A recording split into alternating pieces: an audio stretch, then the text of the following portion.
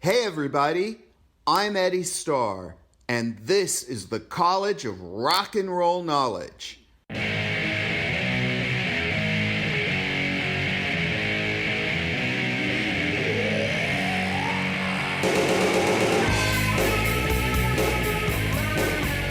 Class is now in session.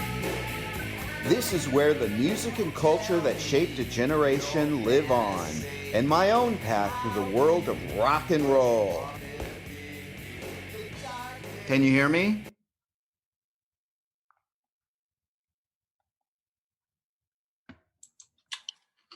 And I just unmuted myself. I can hear you perfectly. Test speaker microphone. Full HG. Hold on, I think I've got the problem fixed here, maybe. Let's talk now. Hello. Now it's working. Okay. I Finally. had to change this. I don't know why it goes back to the old speaker settings. I haven't figured it out. It's crazy. That is just one of the amazing things about modern technology, isn't it?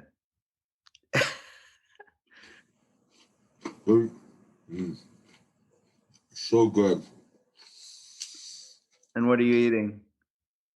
Butter.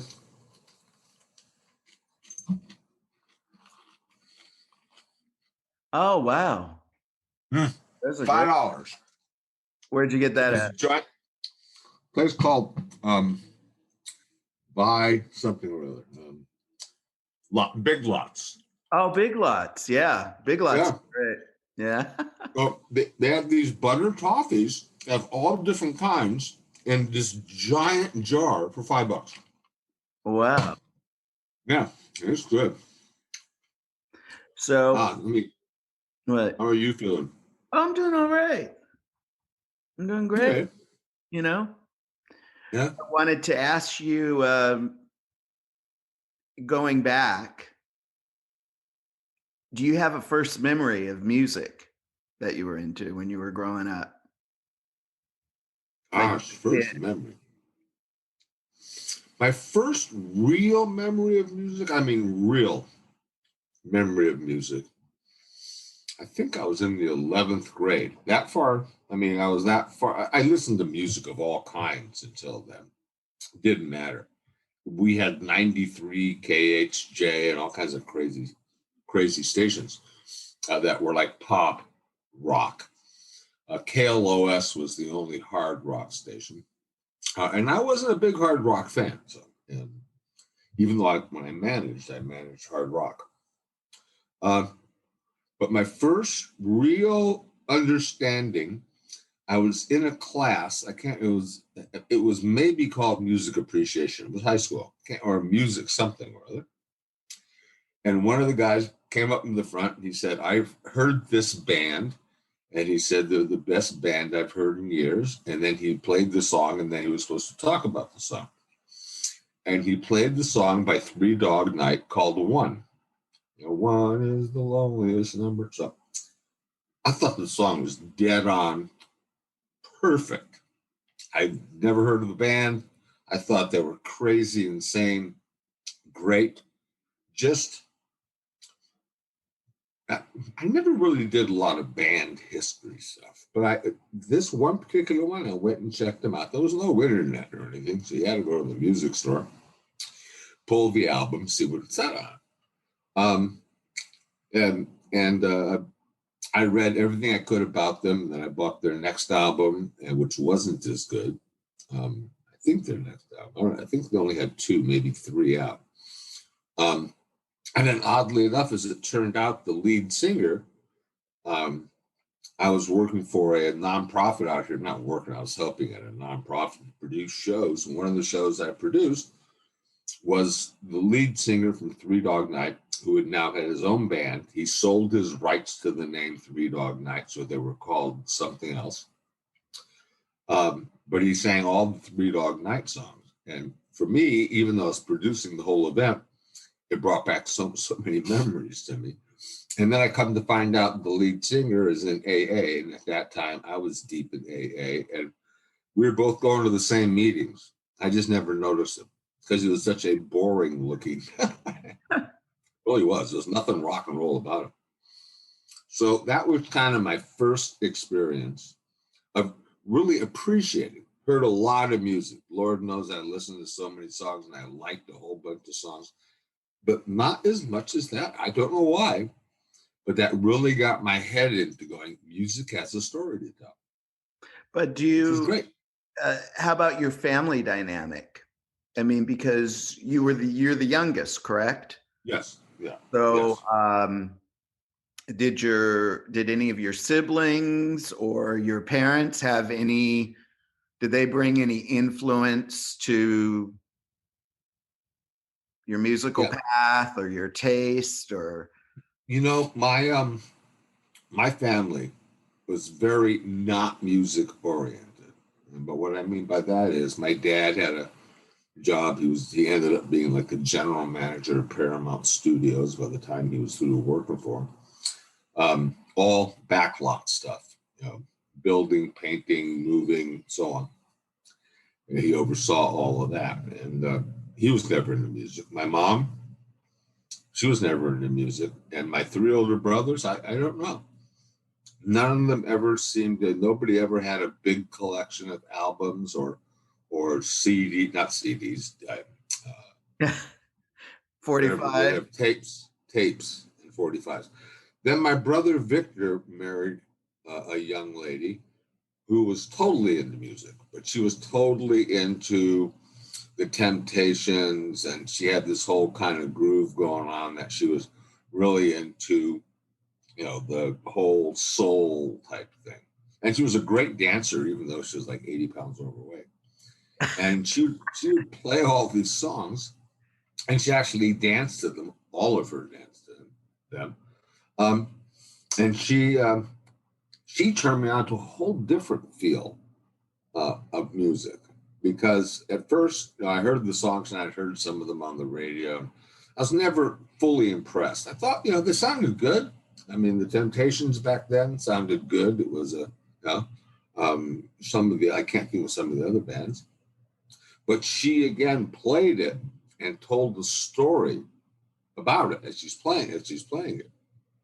Gave me a different sense of appreciation of music. I mean, I think I was still in high school or maybe had just graduated at that time. So I was still young, and I was kind of getting my legs in the music industry. And I think I never wanted to be in the music industry. I wanted to be in the TV industry. First, I wanted to act, and then I realized I wasn't going to make it as an actor. It didn't take much to tell.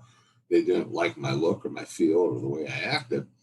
And so I had an opportunity to work behind the camera on a TV show called Happy Days back in the 70s, when it was the number one show in the world. And I got very much into TV, which I never was. I didn't watch TV. I didn't listen to music. I was just this kid that kind of had a job and had lots of friends. I was president of a car club, and I was president of the student class body, and I was, Mr. Football player.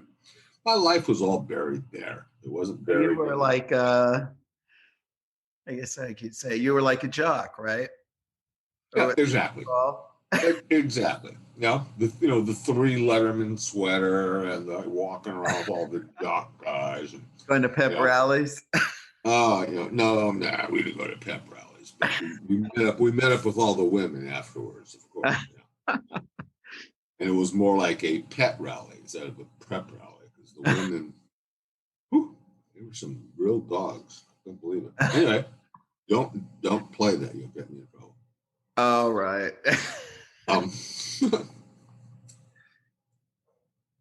Are we recording? Yes. Okay, I thought so. So my taste in music was everything from Herb Alpert and the Tijuana Brass. Don't laugh at me. It wasn't that I was crazy about anything they did, but I knew that, I knew he had a studio on Highland, or La Brea. It was on Highland, which later became the Muppet Studio. And then David Geffen had a studio up the street in not too far from where I lived on Ventura Boulevard. He had his production company. And I got to know all these people and more simply because I was in the TV business and I happened to be on the #1 TV show in the world. So I used that experience of being the #1 TV show to get me into any door I could. And it seemed like I always got in the door of music. I was going to stay TV. I mean, I really was.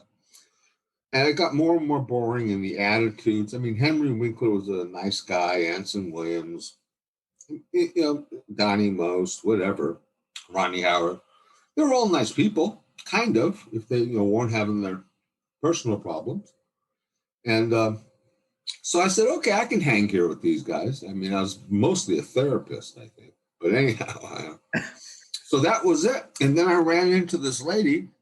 I just forgot her name. And we became friends. And she was the manager of, oh, come on. Not the Grateful Dead. She was the manager of, well, there goes my memory. A very, very big band. Put me on hold for 1 second here, if you would. Thank you. Come on. Stevie Nicks was in the band. Oh, Fleetwood Mac. Fleetwood Mac. Can you believe I forgot Mick's name? Anyway, put me back on. So she was working with Fleetwood Mac, and she was doing management and publicity. And this really takes you back a ways. I mean, now every band has management, publicity, junior management. It has agents, senior agents, super agents, lower agents, everything. But she was managing the band, and I liked Fleetwood Mac. I liked their sound, I liked their style. Heard all the stories about Stevie and Mick and all the drugs, and that was the one thing I didn't have to deal with in TV was a lot of drugs at that time, because when they were high, it showed up on the camera. Right. When you're playing in a band, if you're high, it's all part of the show, right? Big difference. I guess so, yeah. I never really, I always found it kind of odd how people could say that, they could go out there high and do it. I guess some people can do it, but I mean, at least I always had. You're talking about actors? No, I'm talking about musicians. When musicians say, "Oh yeah, I can go out and do it." I never saw how that would really be possible to really be effective. I mean, I guess some people can do it, but I mean, I always had the rule of not before the show, but after the show, I don't care what you do. Right. So, well, but back then we had a little tool called Mac Tools. Was it Mac? What was the tools? Was it Mac Tools? It was something Tools. So I could take any artist's voice and I could do anything I wanted to do to it. I could make him from a soprano to a bass. Not me particularly, but the technician. You just dial in their voice, because if it's going to be recorded, even if they're playing on stage.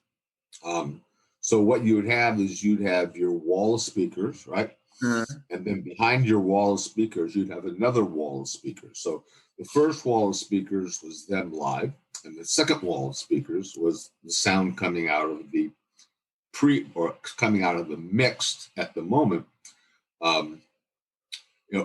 Pro Tools is what it was called. yeah, they would use something similar to that live. Pro Tools was used more in the studio, but they would have like a second wall that had the cleaner sound. And that's why a lot of times, if you go back and remember a lot of the old concerts, there seemed to be a lot of attempt at harmony, but it wasn't harmony. It was that second set of speakers, and the guy's voice or the words or whatever were cleaned up. So it worked a whole lot better. It was the guys, the sound guys, I got to give them credit. At the venues, so many of them, these sound guys were magicians.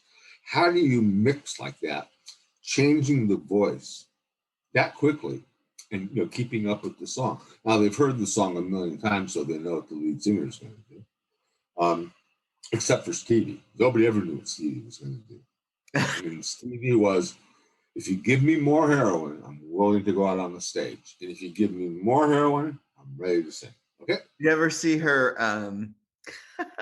I really love it. Her thing she did for Oprah. If you go on YouTube, actually, it's there, and she has this thing where it's called it's called a master class now, right? And she sits up there and she talks, and everybody, a lot of people, because she's talked about it widely in the press as well about absolutely. That's why I said it here.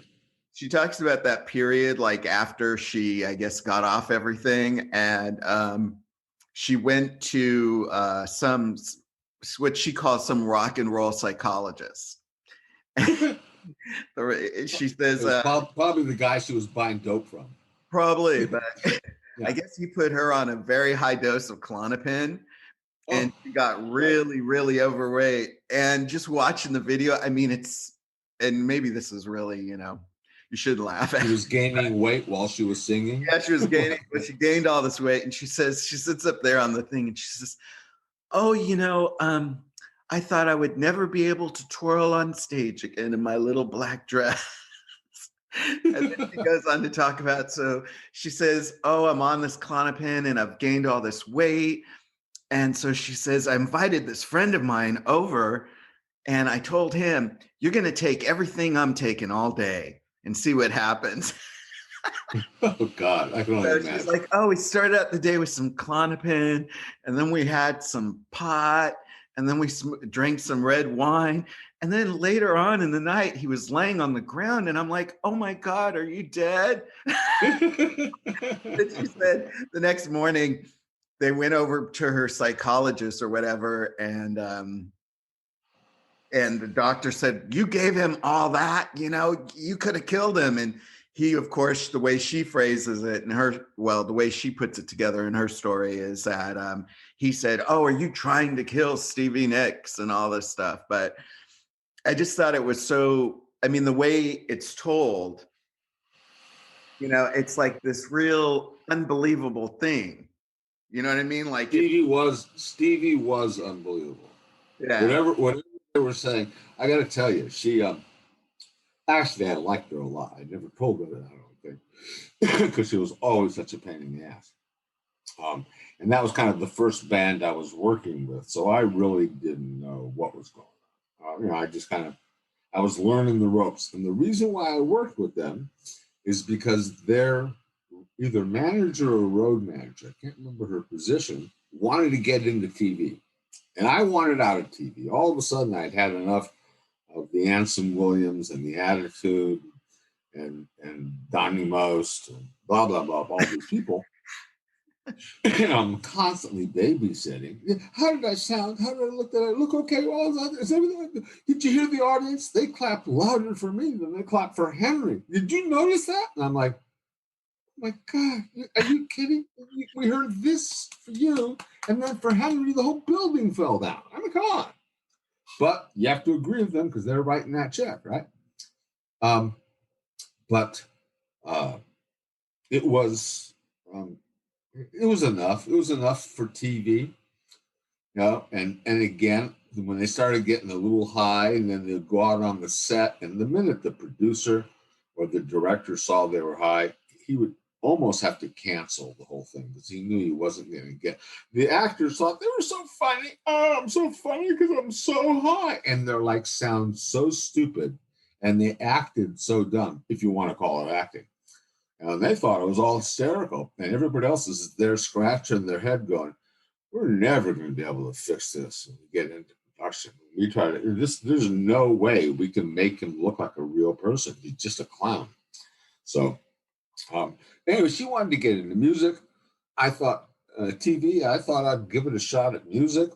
So she got me on tour with Stevie and Nick and all the rest of them, and I got her onto the TV show Laverne and Shirley because a friend of mine, Gary, who was the producer director, he directed a whole lot of Happy Days also.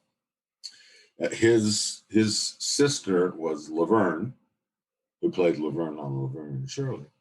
And so I said, "Look, I know a lady coming off tour.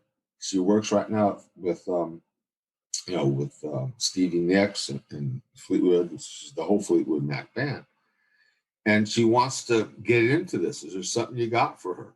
And they came up with something. Actually, it was a pretty good position. I mean, it didn't pay a ton of money because she wasn't in the budget, but they gave her a good sounding job. And with that in mind, she set me up to go out on tour with Mick and all the rest of the Fleetwood Mac people and learn the business, if you will. I told everybody I knew it. Everybody thought I was a superstar. I just came off Happy Days, the #1 show in the world. I was telling everybody, it was up to me to make sure the publicist was doing his job. And rah, rah.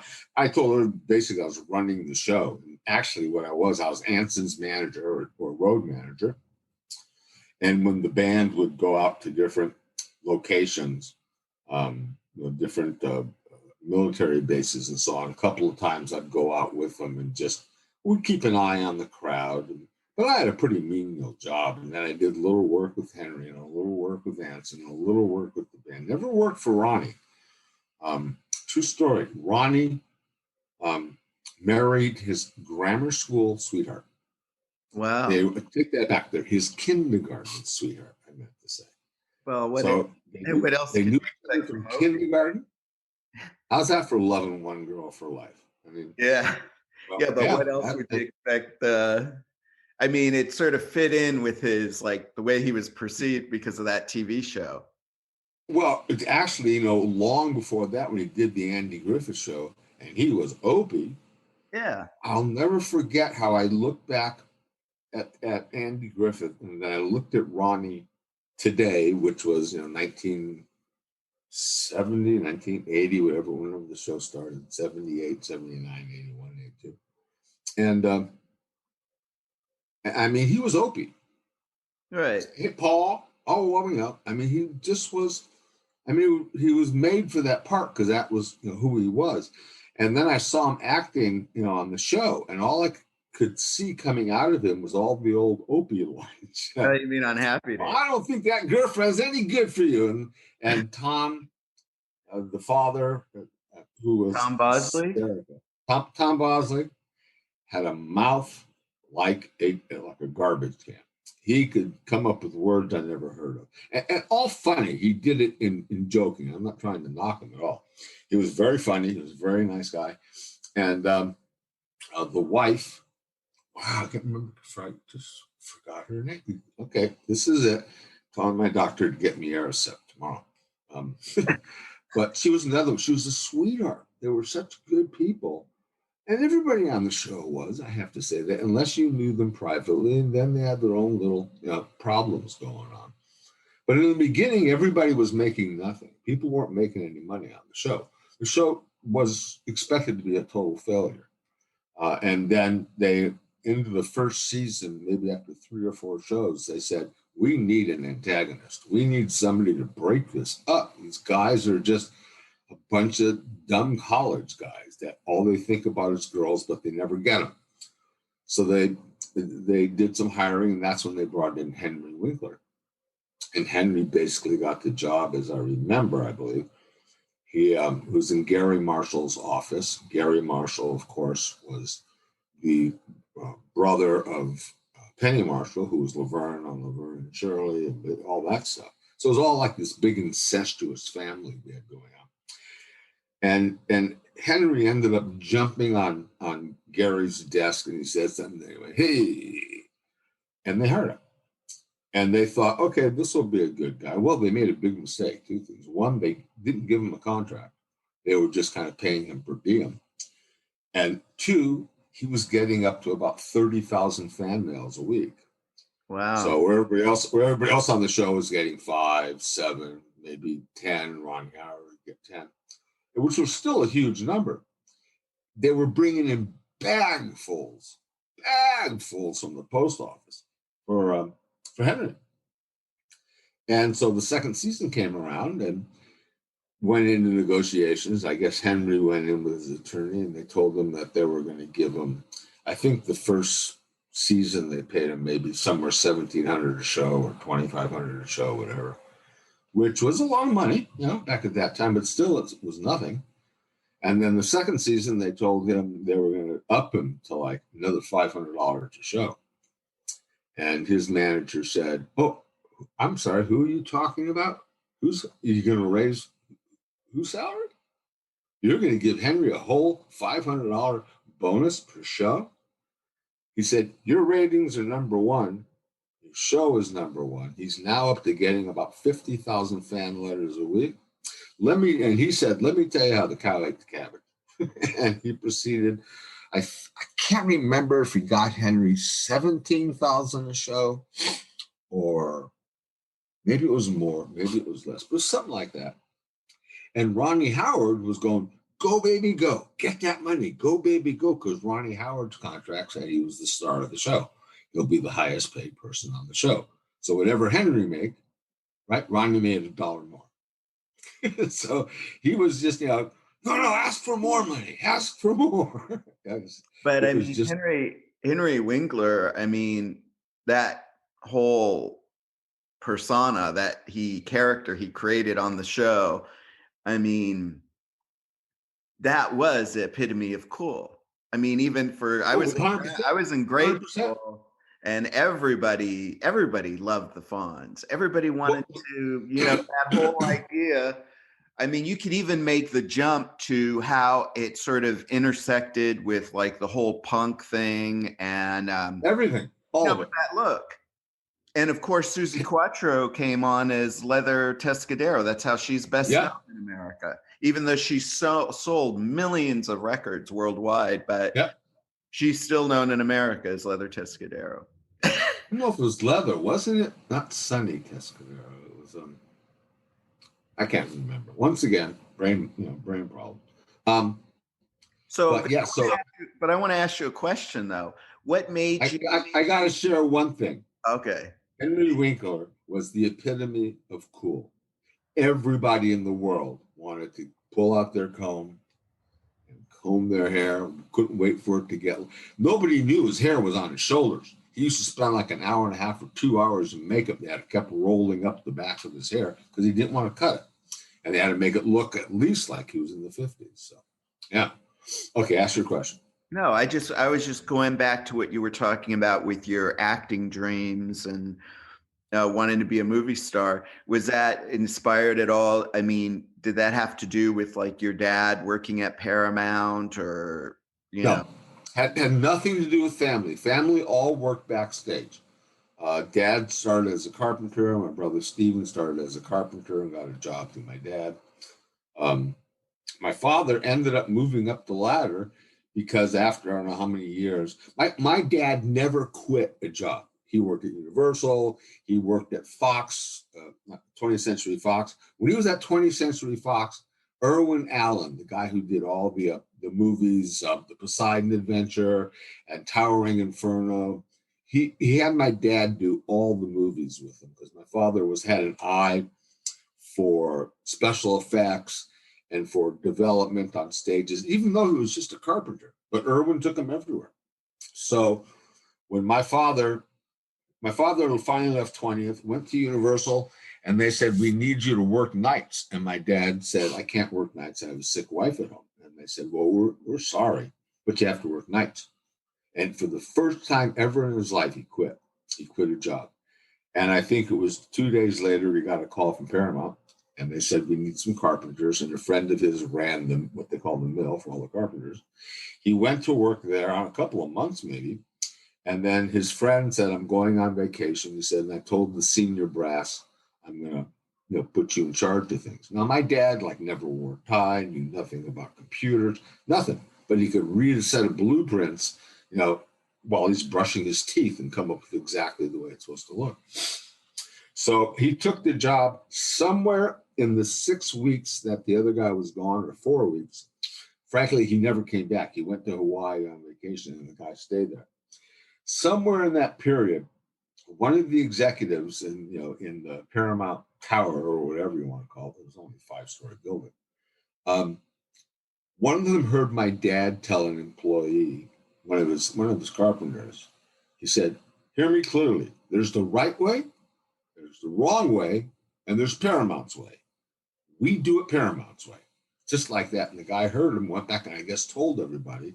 They moved my dad from the supervisor to another thing. He was there for 6 months and then they moved him higher. And my dad was a pretty plain spoken guy. I mean, he used to tell the same joke for years. It was the same joke. But that is really something else. I mean, that's sort of giving, especially in Hollywood, that's something that it really is a Hollywood story. He went from making like $175 a week as a carpenter, which this was back in 1970, early 70s probably.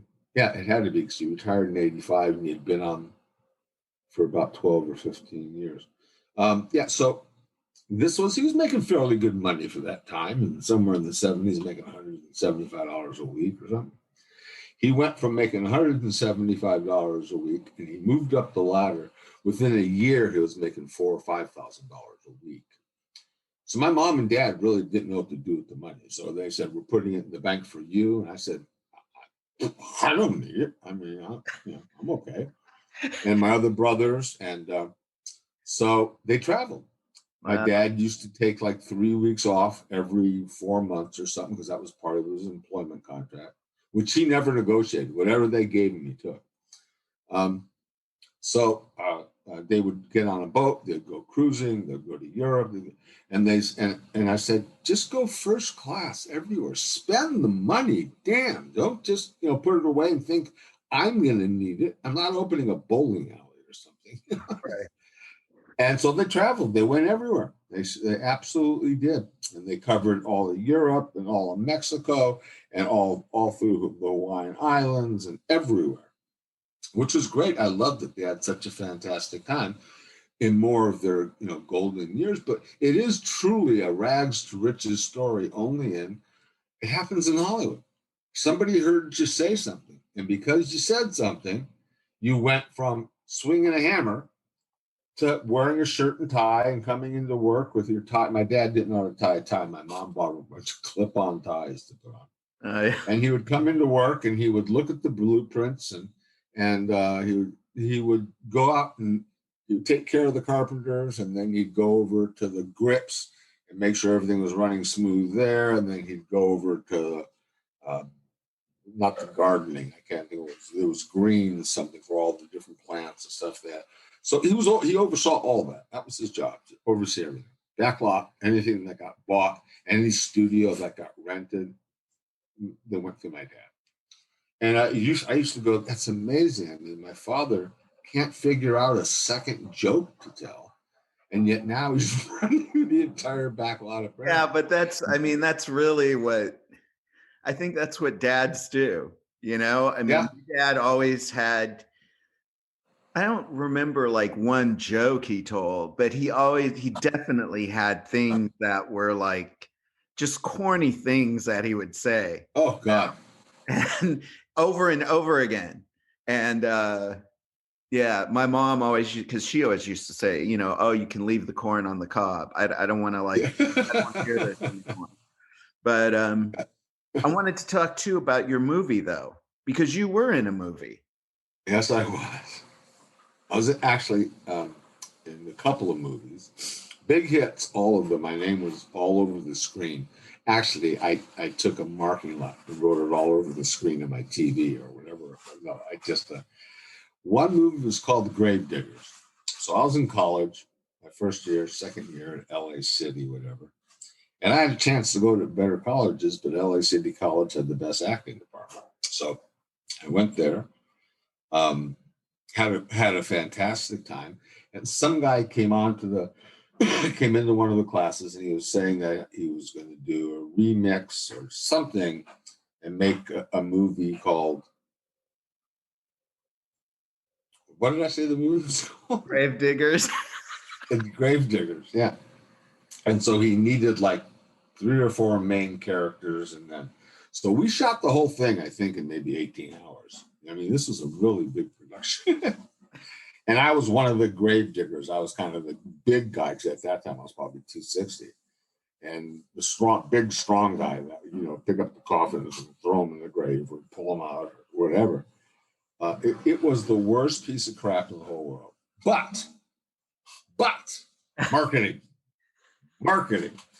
And people may remember, if you go back to like in the very early 70s, very early, there was a movie that came out and the advertising said, Gravediggers. The movie is so scary, you'll have to keep reminding yourself, it's only a movie. It's only a movie. That commercial, I swear to God, it's only a movie. I think opening night box office, I think it was up at 1,700 theaters or something, which was not bad. You know? Opening night, it did fantastic. From that moment on, I think the only people that saw it were the ushers. It was just, I mean, I can't even remember my lines. They were just, I was almost like doing a Boris Karloff, you know, leave me alone, let me do this myself. I mean, stupid. So that was a big piece of my, I can't even find it on the internet. This is how bad this thing is. It never made it as far as anything worth looking at. I'm sure it'll come out eventually. I'm sure it will, Gary, with the internet now and with streaming. Hey, I mean, that's what I keep figuring. It's got to be somewhere. You know, I mean, I just looked it up. You know, a lot of the bands and the things like that I worked with, my name doesn't show up anymore, or it shows up as Monroe Entertainment, or it shows up as Merge Digital, but not my name. And so people say, I didn't see your name anywhere in the credits. And I'm like, you know, did you see Merge? I am the company. Yeah, that's right. It's me. Monroe. Yeah, that name, it was not at that time, it was not Merge Digital. It was American Music and Entertainment, right? No. Actually, this was before American Music and Entertainment. It was Merge, because I remember I liked the MERG, Monroe Entertainment Records.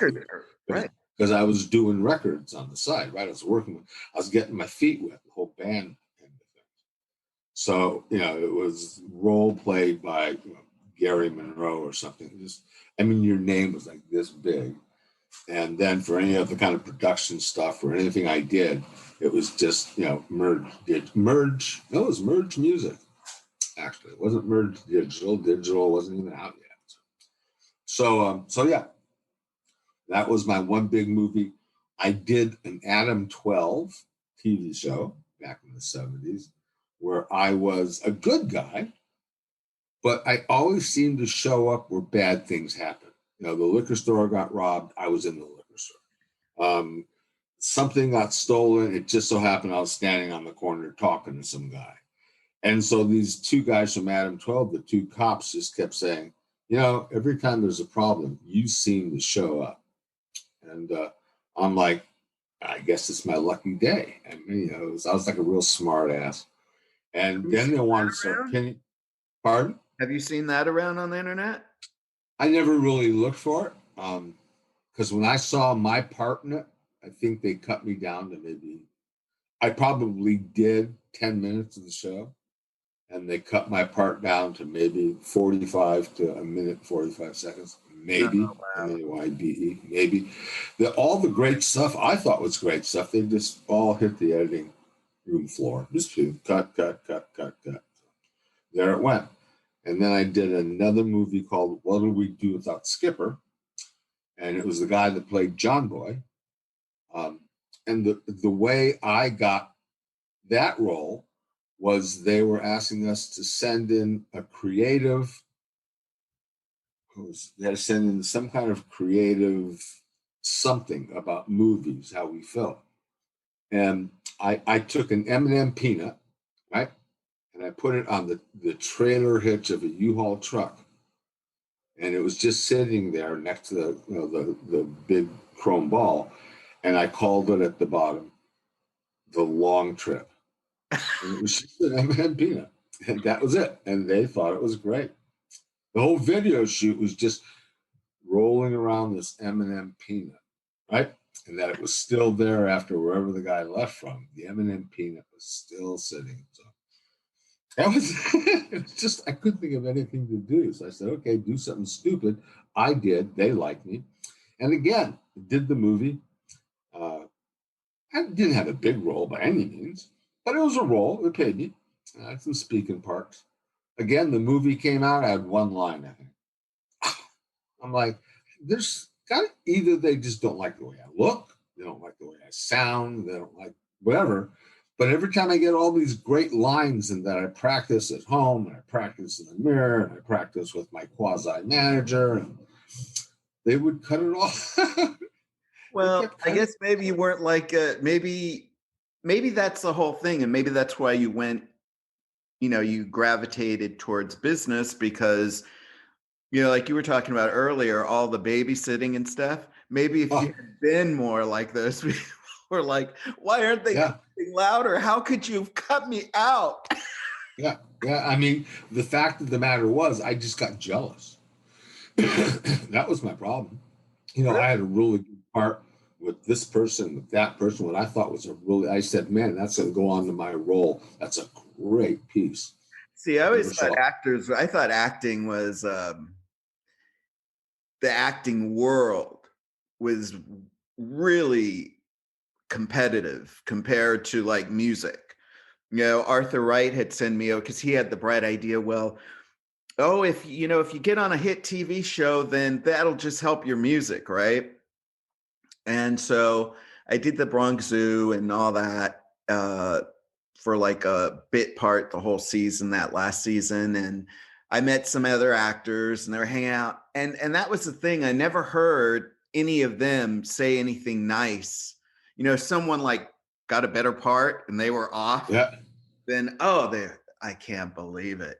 And I mean, I'm not trying to generalize anybody who's in, all actors, but I just thought it was funny how it was really, whereas musicians, if someone said, hey, I'm doing an album or something, could you come down and play on it or whatever? They'd come down and play on it. You know what I mean? It wasn't like, I guess maybe, because music you can play anytime, anywhere. And with acting, someone has to give you a job. Right. Someone has to hire you. Otherwise, you cannot act, really. Right. So maybe that's it. Well, whatever it was, acting was not going to be my career. I figured that part out. But I did realize that all these guys in front of the camera, they were making some good money. And this person called their manager, it was a manager, a personal manager, a publicist, an agent. But this person called a manager was making, agent made 10%, managers made 15%. These managers were scooping it up. For the actors, right? They're doing really well. The actor gets 50 grand or 20 grand or 200 grand, whatever it is, and they just take 10% off the top. So wish it's gone, right? So I decided to try my luck at some management. And that's when I was doing, that's just before I got on to, by then I was already working on Happy Days and all kinds of stuff.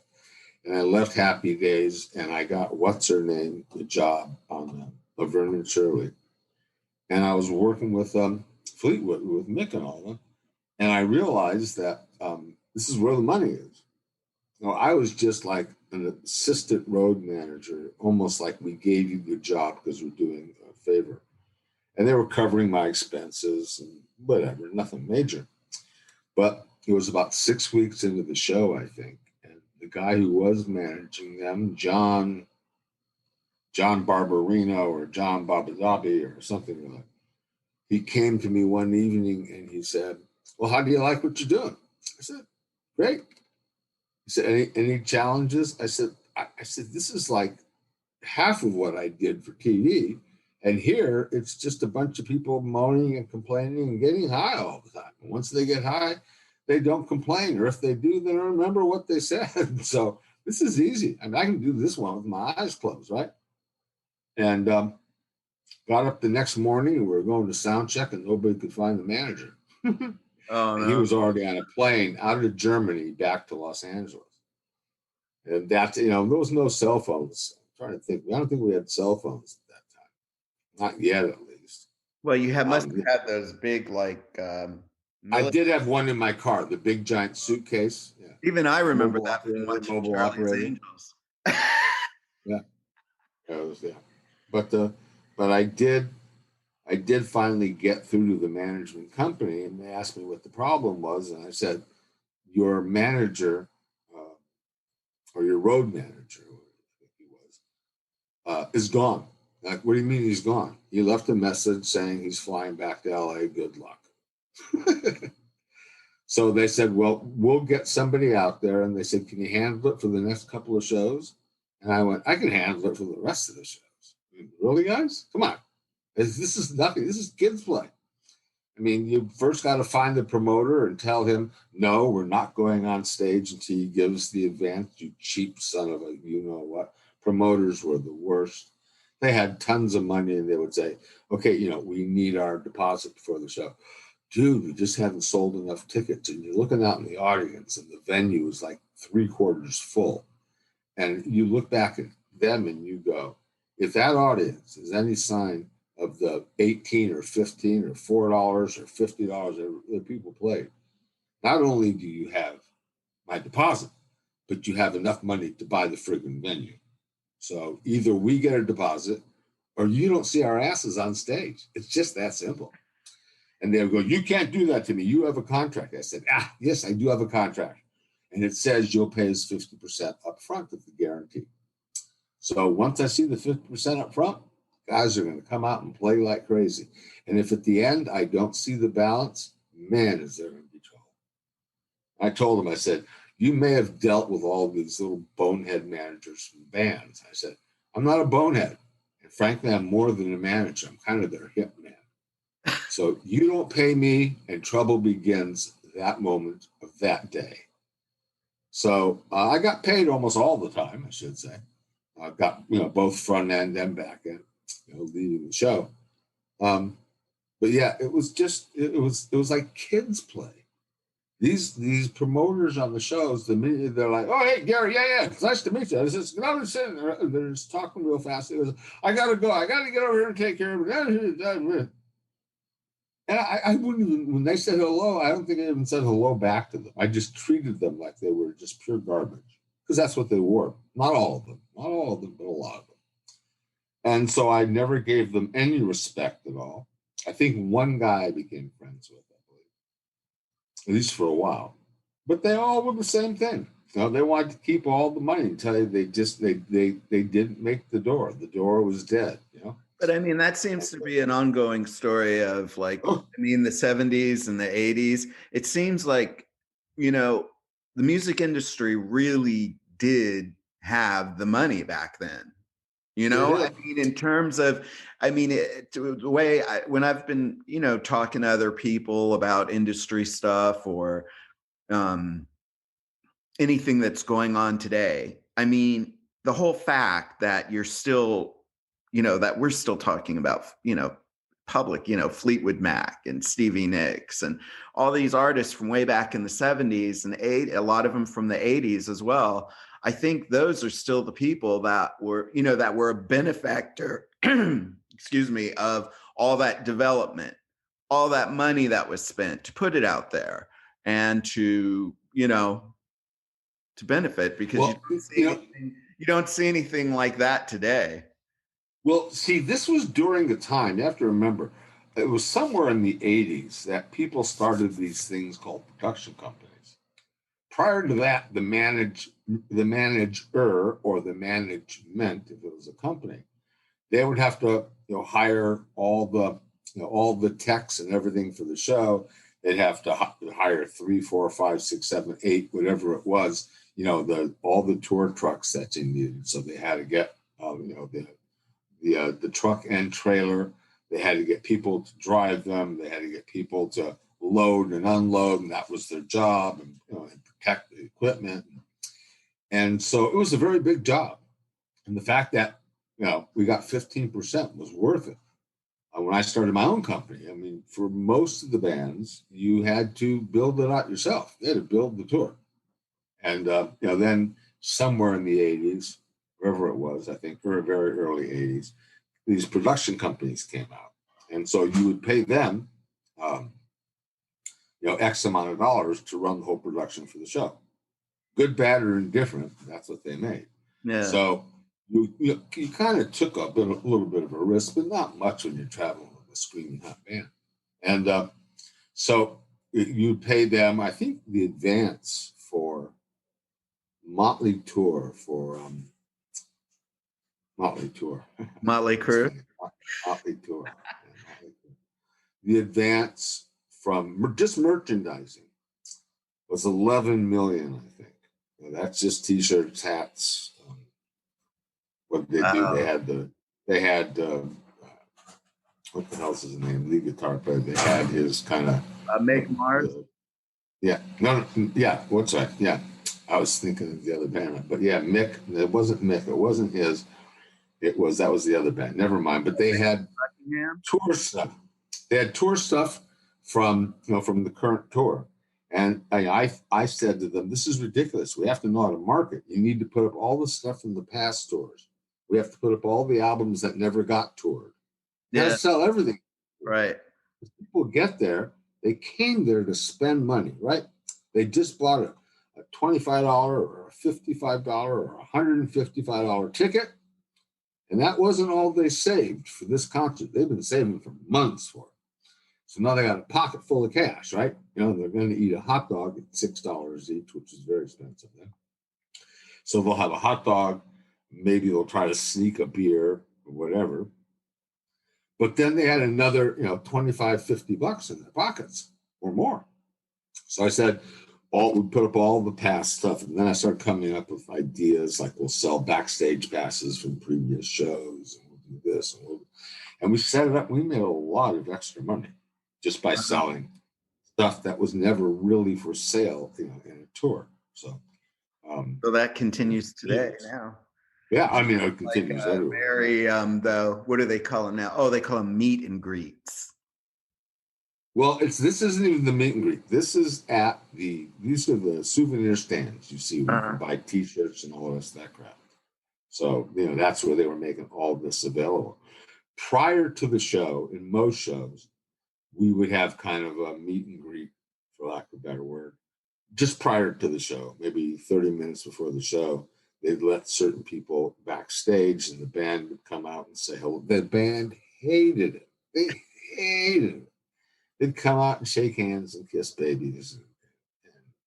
And they were all just like, I was standing next to this one lady and she wanted a kiss. I kissed her and farted at the same time. It's like, wow, that was just so adult, So I would just laugh with everybody else. They thought it was funny. Okay, it's funny.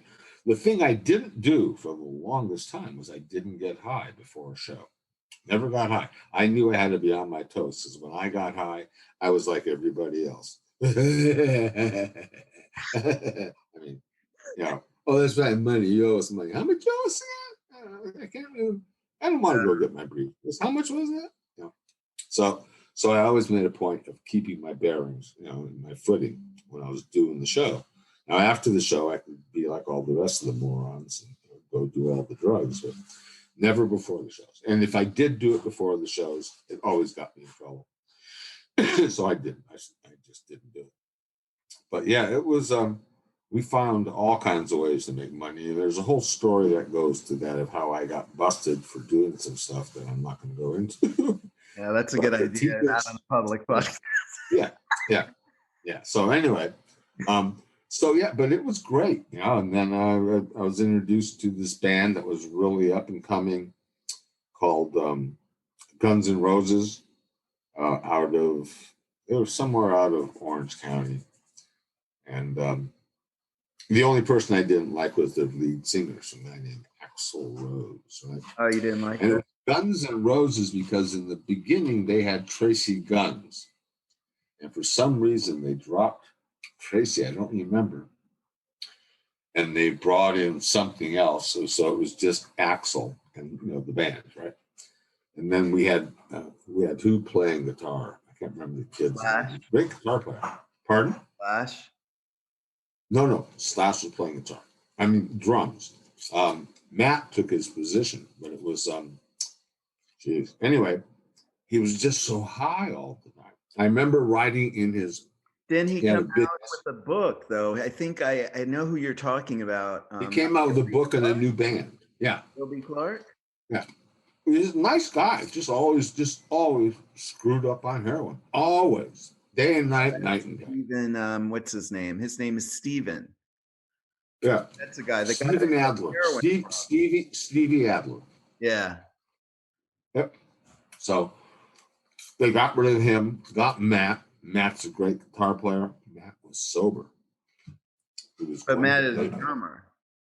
Pardon? Matt's the drummer. Matt, right. I thought, whatever I said, he was a drummer. Yeah.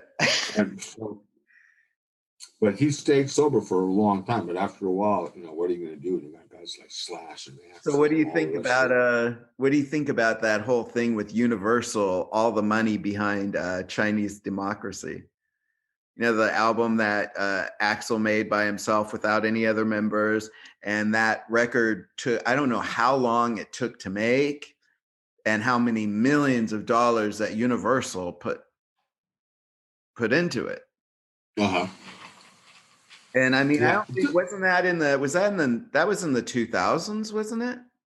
I think it was the 2000s, but it was later. It was later in his life. The band had broken up, I think. Yeah, the band was broken up. Him. And that record was supposed to, the band sort of broke up, I guess, while they were in the initial stages of recording it. Nobody could work with Axl.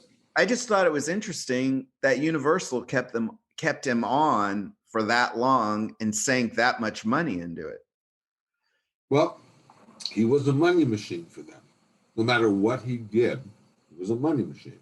Yeah, he had an excellent voice. You have to really, if you ever knew his range, we had a huge range. He had vocals that were pretty incredible. But he was a shy guy. It was the funniest thing because on stage, he would break loose and do all kinds of insane. It's like, bring it down a notch, pal. Don't hurt yourself. You know how he was constantly, flapping the mic and spinning it and whipping it back and spinning it and whipping it back. He did one show, brought it back and hit him right in the head, and he fell right on the ground. Lesson learned. So, but, you have to calm down a little bit sooner or later. You're whatever it is doesn't always work. Well, supposedly he went really nuts. Got some spiritual advisor and like. You know what? They all did that at some time in their career. Anybody that had really nuts. Anybody that had a name, right? Yeah. Anybody that had a name would get a spiritual advisor, and they would get a psychic cup of coffee or whatever. They were just really into what's my future going to look like. You're paying some guy that normally gets $15 an hour, $3,000 or $5,000 to do this breakdown for you. Your future is going to be fabulous. You'll have women and dogs and people and friends from everywhere. And then pay me, please. Yeah. But that seems to be like an LA thing to me. One of the things when I first came to New York, there was this little group downtown, and this guy at Virgin that spun the records was DJ Brother Mike, and he invited me to go down there just because a lot of people, when I would talk about LA, they would be like, that can't be true, or like that just doesn't sound like any basis in reality. And but so you were a little more. Your band was a little more undergroundish than it was. Yeah, I know, but just in terms of, I'm talking about California, though. Yeah. The whole, when you talk about someone hiring a spiritual advisor, and or these very odd. Oh, I have my psychiatrist, I have my jujitsu, I have my this, I have my that, and it just was very odd, or like the whole thing of everybody's a producer, but everybody doesn't seem to be doing anything. Like I knew lots of people who were producers, but they never seemed to be really producing anything, and it was like very dubious about how they were getting their money. But why is the question, right? Everybody wanted to have producers' rights, it gave him another 2, 3, 4, 5 points in the album, whatever it was. But more importantly, when somebody says, "Oh, you're the lead singer for the band," they could say, "Well, I'm the lead singer and I'm the producer too." Right. So there's multiple kinds of producers. There are executive producers who put up money. There are some producers that put up money, other producers that get involved in the production of the music. And, he was kind of like, it was my money and my talent that brought the whole thing together, when he probably was just, I don't think he ever sat in a production meeting in his life. So, but they made them feel very important and made them feel important to their fans. That the album was so good. You know why? Because Axl actually was helping to produce it. That's why it had his flavor to it. His flavor was heroin. That was his flavor. So. And so many of them. He must have gotten off it because, he had that while where he was gaining all that weight during that time. Boy, did he too, huh? Yeah. He was 2-ton. He was 2-ton Timmy. Yeah, they were very, in the rock press, they were very mean to him. And some of the very flattering pictures that they posted. And I hadn't seen him in quite a while. And I never really talked to him because I had no reason to. No matter how long I worked with them and then left and worked with them and left and worked.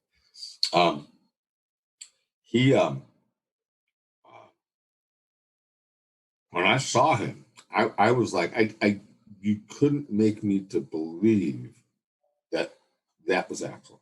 Wow. I'm like, Axl was always so concerned that he could get his pants low enough and his dick hard enough and everything to show the whole package off and this and that and blah, blah, blah, whatever. All the things, lead singer will want to do. Well, that's rock and roll, man. Yeah. And then I saw him come out and I was just like, boy, that's Bobo the Balloon. What's going on here? What happened? That happened to a lot of performers. Sort of goes back to where do we go now, right? Yeah. Yeah. That was crazy times. Yeah. They were all the earlier years were crazy, but there's a reason they were crazy.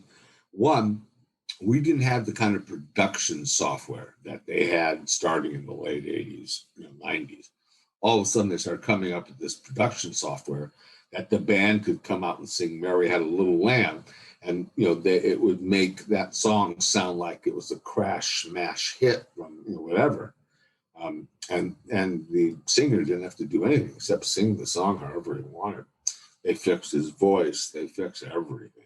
They changed his background. Yeah, when everything started going to digital in the late 80s. All digital. Yeah. I had some friends of mine that owned a studio in North Hollywood, actually, right close to Studio City, maybe. And they had one of the best studios in town. It was called Devonshire Productions. David and Dee Mancini, husband and wife. Good, really good people. They had 106-foot dinghy. This is not dinghy. 106-foot. I forgot the model of it, but it was all made of teak. The outside, everything was teak. So they constantly had to refinish it because of the water. So it was beautiful, beautiful boat right down here and kept by the ocean locally. And they had this place called Devonshire Productions. And David, the husband, was so specific about the sound he wanted. He didn't go out and buy the effects of an echo chamber.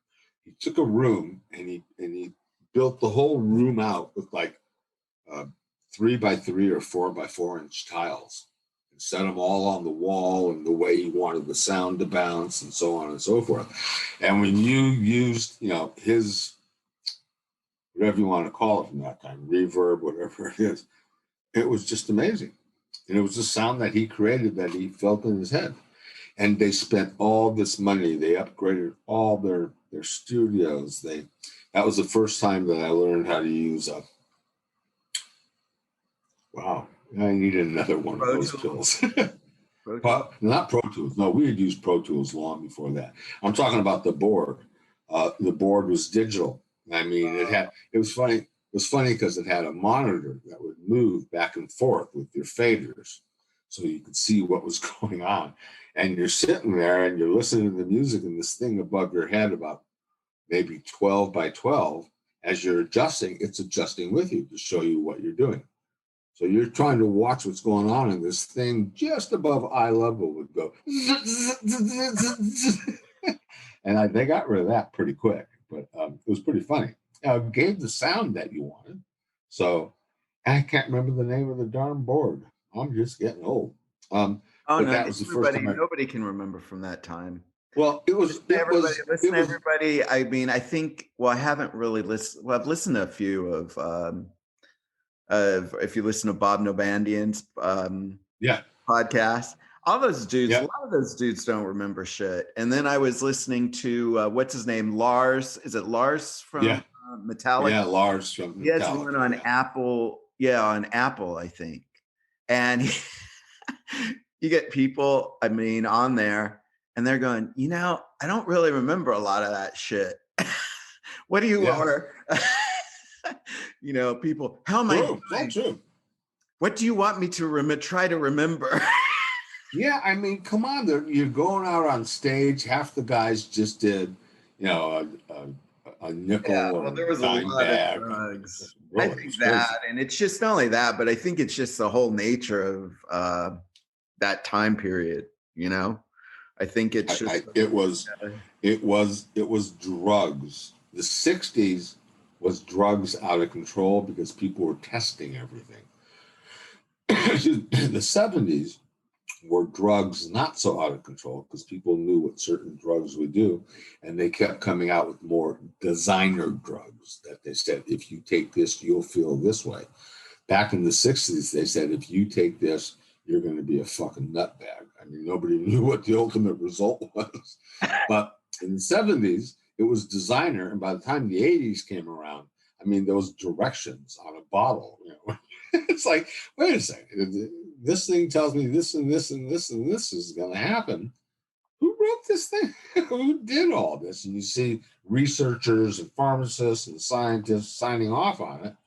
And you're like, wow, you can actually buy this at a pharmacy.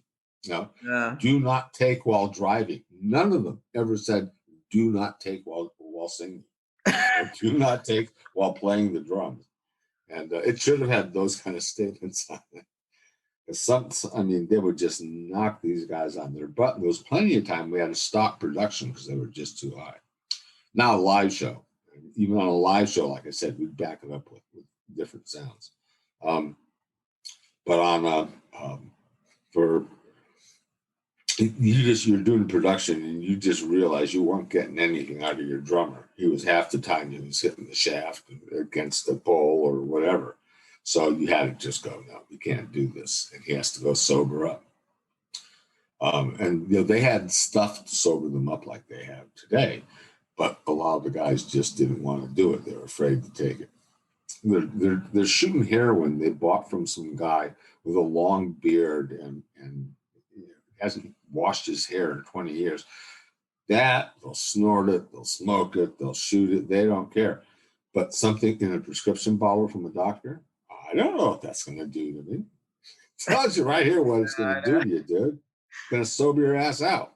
But no, you trust the guy that you laid around in the bushes for 3 hours for him to show up. Yeah, but I also found that drug dealers in LA were always like, they weren't like New York drug dealers. New York drug dealers were always people like in a dark alley, whereas in LA it was always like, oh, I'm a producer and I'm selling on the side. Or that's everybody had a job. It was like very whole world. Yeah.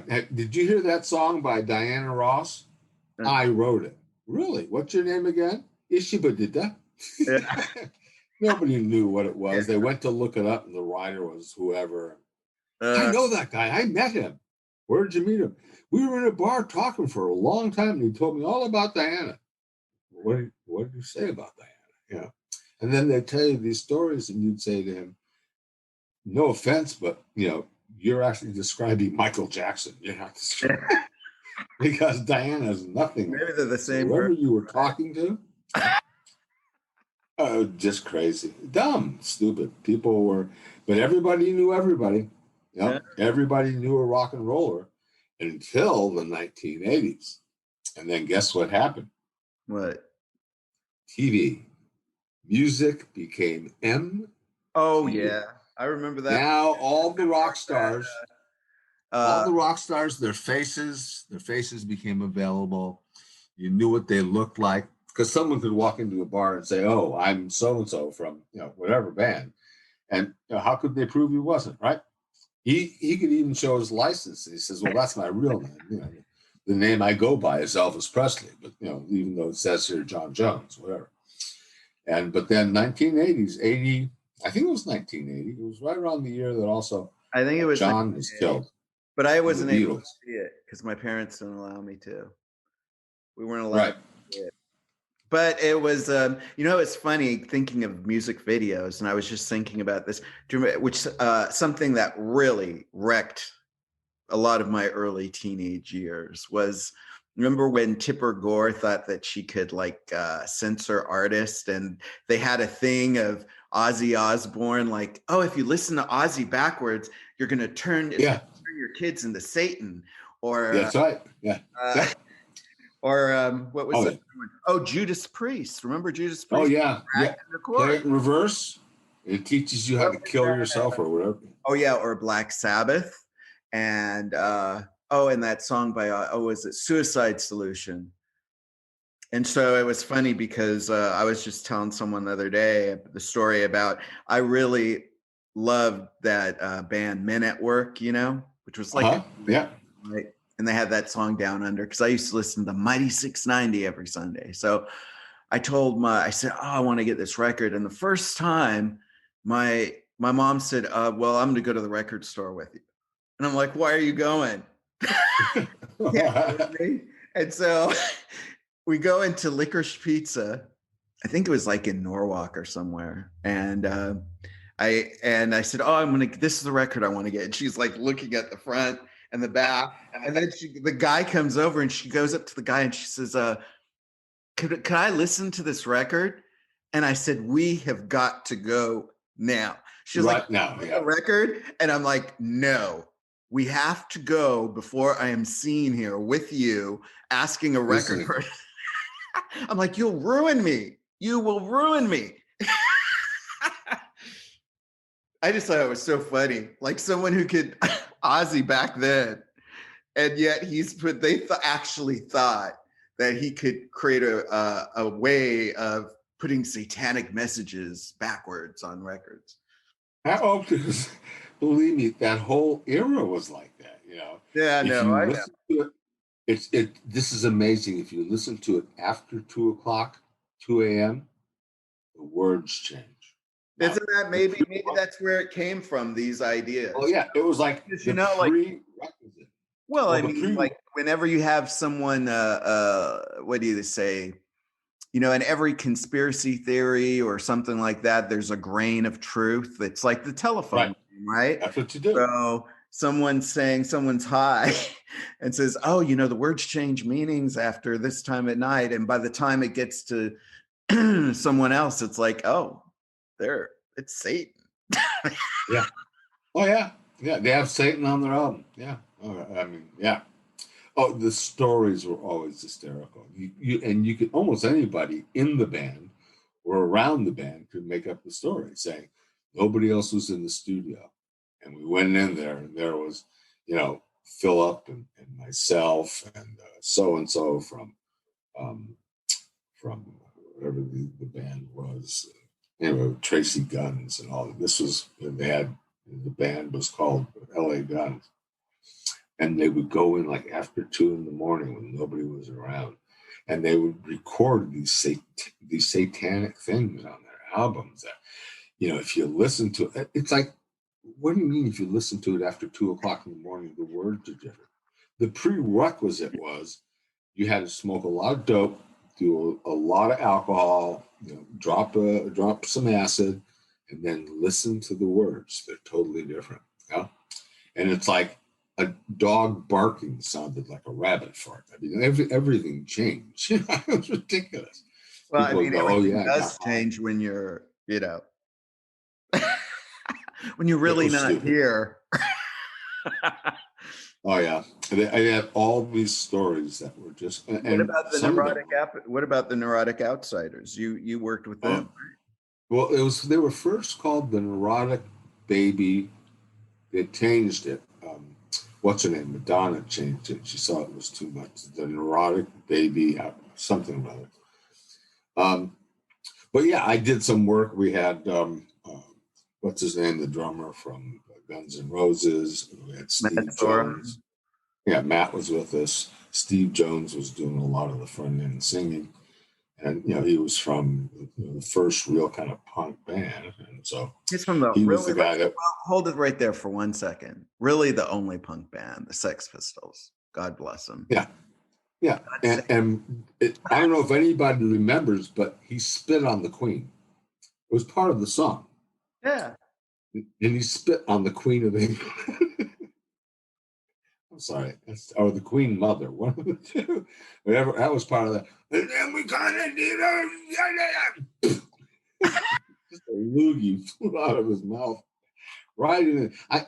What was it? No, it wasn't you. It was the other band called Blood on the Saddle. Not Blood on the Saddle. No. It was another band where the guy he was singing a song about getting sick and throwing up and eating dead bodies. And then they would have this kind of melodic, 90-second carryover. And he would go into the back and he would drink a whole bunch of milk, eat a whole bunch of Cheerios, and took something that turned everything brown. He drank some of that. And then he'd come back out on stage, and I mean, he could only say one or two words, but he got back on stage long enough to grab the microphone and go, it was, the band was called, darn it. It was all about something in the bottle. It was a woman's, time of the month. And so he would drink that at the end of the show because the bottle was all red and had tampons. But he comes out and he starts to sing the next song, right? And he gets maybe one word out because that's all he can do. He's so full of all this. And he goes, and he throws it all up all over the front of the stage. That was one of the better. That was one of the better punk shows. They thought for sure that was going to take them right to stardom. Wasn't Gore, was it, or something like that? No. It was. That's why I wanted to say Blood on the Saddle, but it wasn't Blood on the. I can't remember their names. They were all pretty good guitar players and drummers and so on. But when he threw all that up, everybody was like, oh. He was picking some of it up and eating it, and doing the arms to get the effect. And then at the end, they always had this bottle that had a Tampax in it, and a red bottle and a string hanging out of it, right? And at the end of the show, he would say, we're glad you liked us. And he grabbed the bottle and drink the whole thing down, right? And then take the tampon or whatever, and he'd just flick it out into the audience. And the crowd friggin' loved it. And it was filled with strawberry soda or something, whatever it was.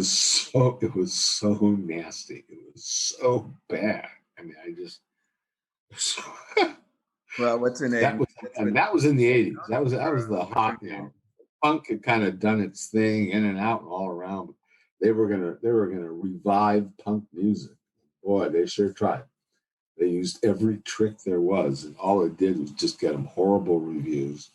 They couldn't play a club that was bigger than maybe 150 people because of the mess they made. I mean, they weren't going to go out and clean up the mess they made. Yeah, that's up to the production people. We just make the mess. They clean it, right? And there's just milk and brown stuff and Cheerios all over everything. Right? Oh, just horrible. First time I saw it, I thought it was funny. In fact, I was laughing so hard I couldn't even talk. Because you saw the look, I was backstage and I saw the look on the audience's eyes when he first threw up. And I think probably a couple of people in the audience threw up too at the same time. Right? They saw it happening, so they threw up, right? And then at the end, when he unscrews the bottle and pulls out the string, holds it up in the air and he lets it dangle a little bit. Oh. Grabs it all down. Did you ever see Plasmatics? Who? The Plasmatics and Wendy O. Williams. Remember, chainsaw like a car or something like It was that. just the stuff was so dramatic, but it was so bad. Yeah, It no, was, it was really bad. It was but it really was more funny. like I guess you could say theatrics. Yeah, I mean, it's like, where did you come up with this idea, right? It was like just beyond. So, Yeah. yeah. Anyway, whatever the hell it was I was going to say. Well, you were talking about the Neurotic Outsiders. Yeah, I mean, yeah, I'm sorry, I have to look at one message here very quickly.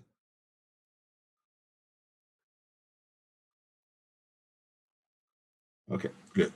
All right. The Neurotic Outsiders.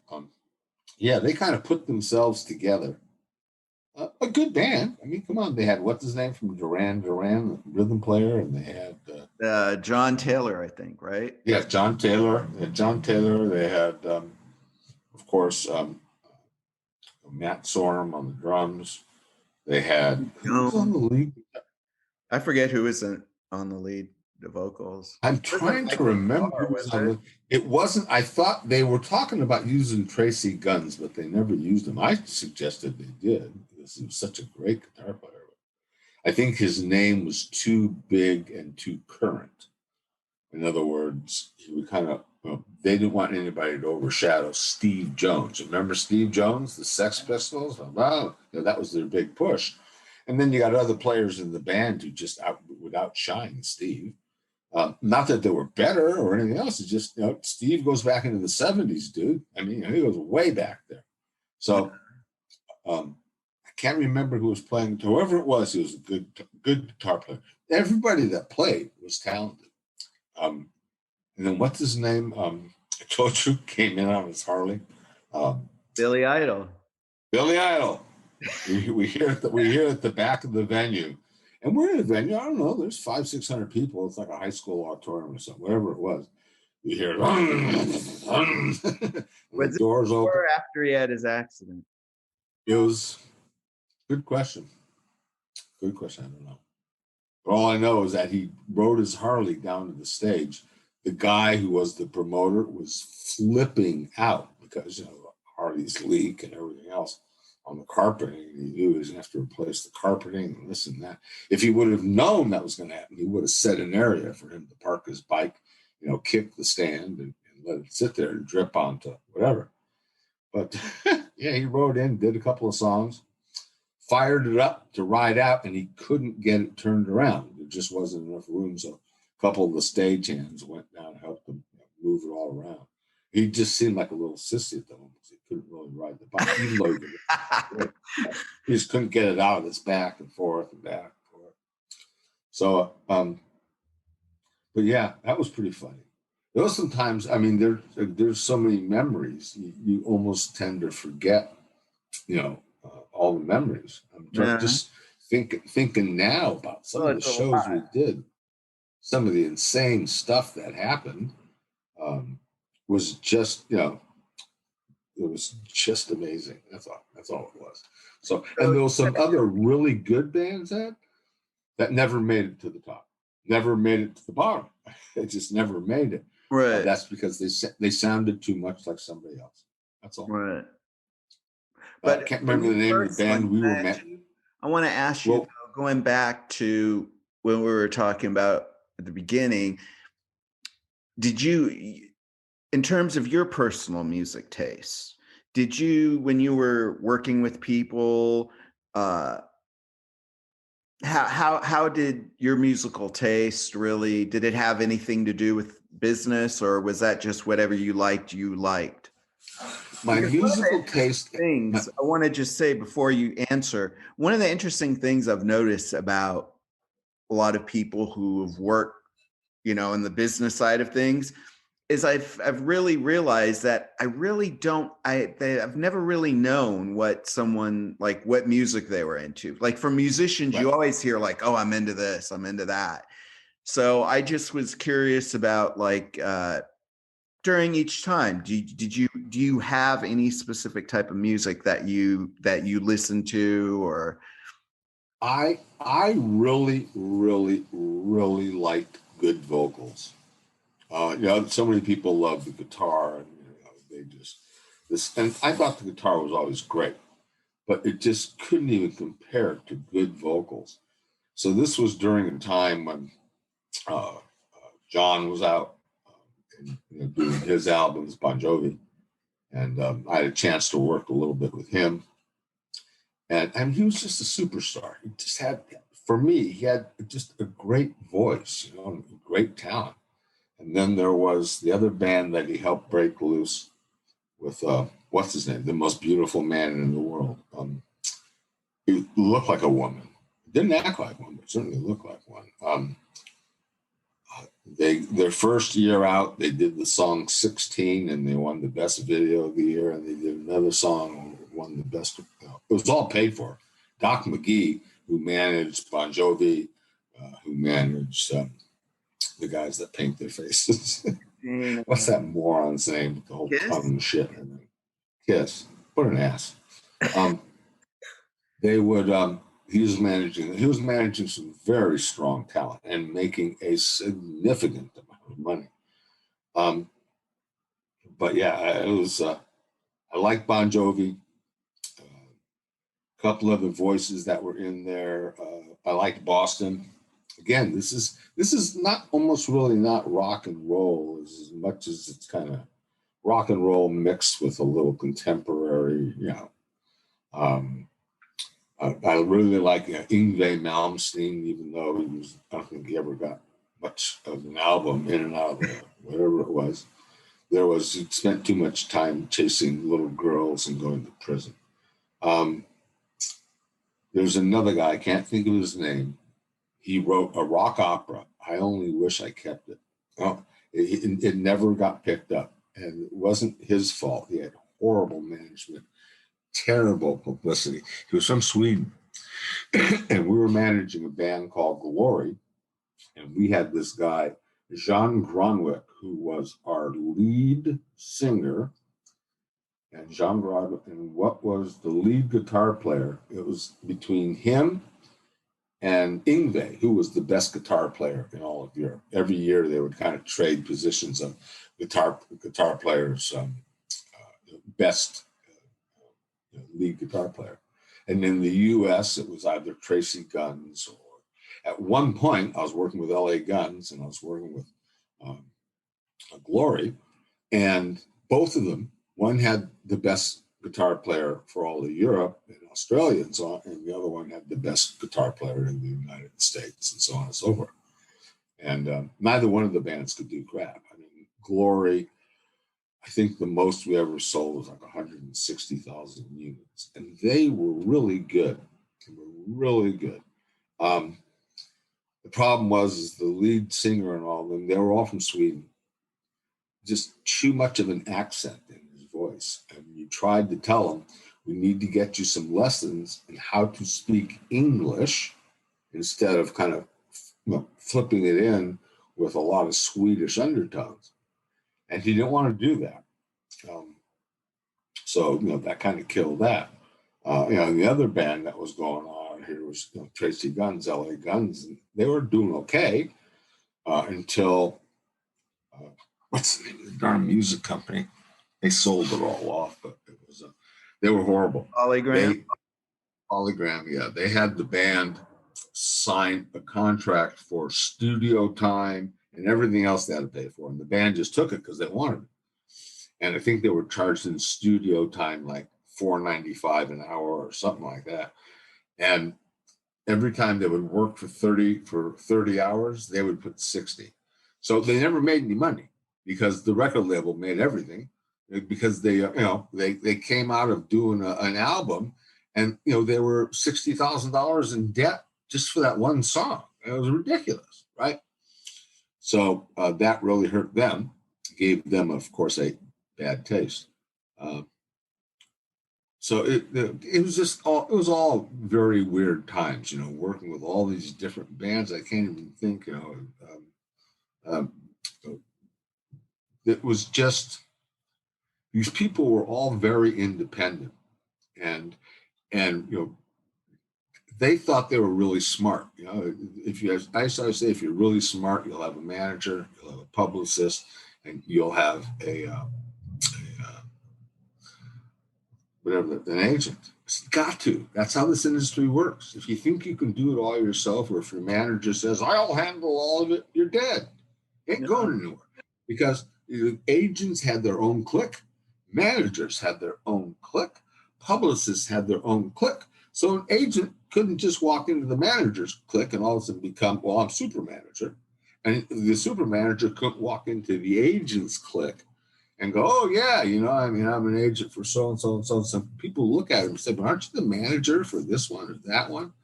And so it always got confusing. And then the publicist was more of a company, but still they had some really great agents. And it was the same thing with the agents. They would just kind of like fall into everything. You know? They were good. I'm not saying they were bad. But, you know, if you have a manager that's best known for being a producer, or you've got a producer that's best known for being a manager and not a producer, it gets a little foggy, you know, when the record label wants to buy it. And then there was Chrysalis Music, who wanted me to do some horrible things for some bands that just, they offered me a ton of money to get the band in the studio, get them, you know, finishing an album.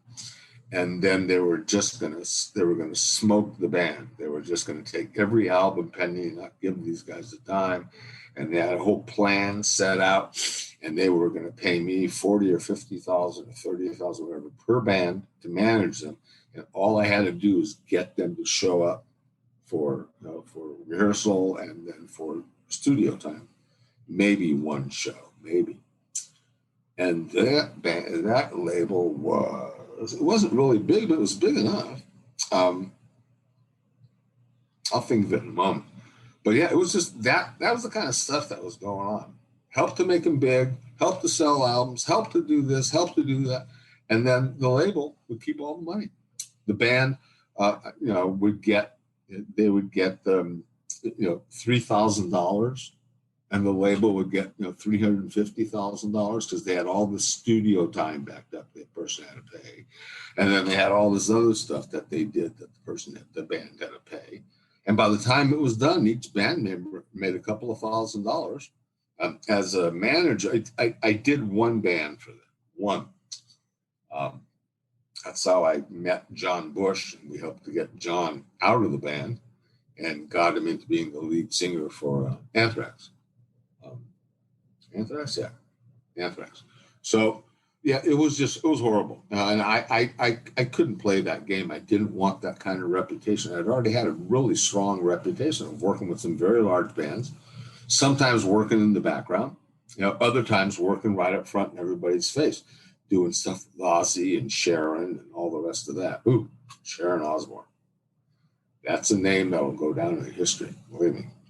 Yeah. That'll go down on whatever.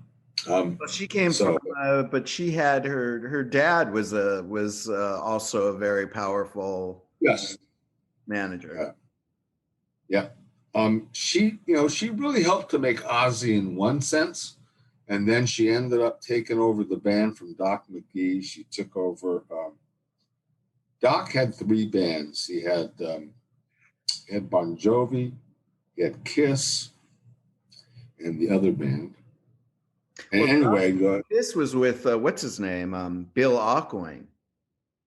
Well, during that time. Well, I don't know about that during that time. Well, Doc was a really smart businessman. You learned a lot just by listening from him. You learned a lot. He was really smart. He knew exactly when to jump in and either get something for the band or something for himself. And they would say, we need to do this and this. And he would say, it's okay, I'll pick it up and I'll carry it. But it's going to cost you an extra $150 grand. Sorry. He would never talk small numbers.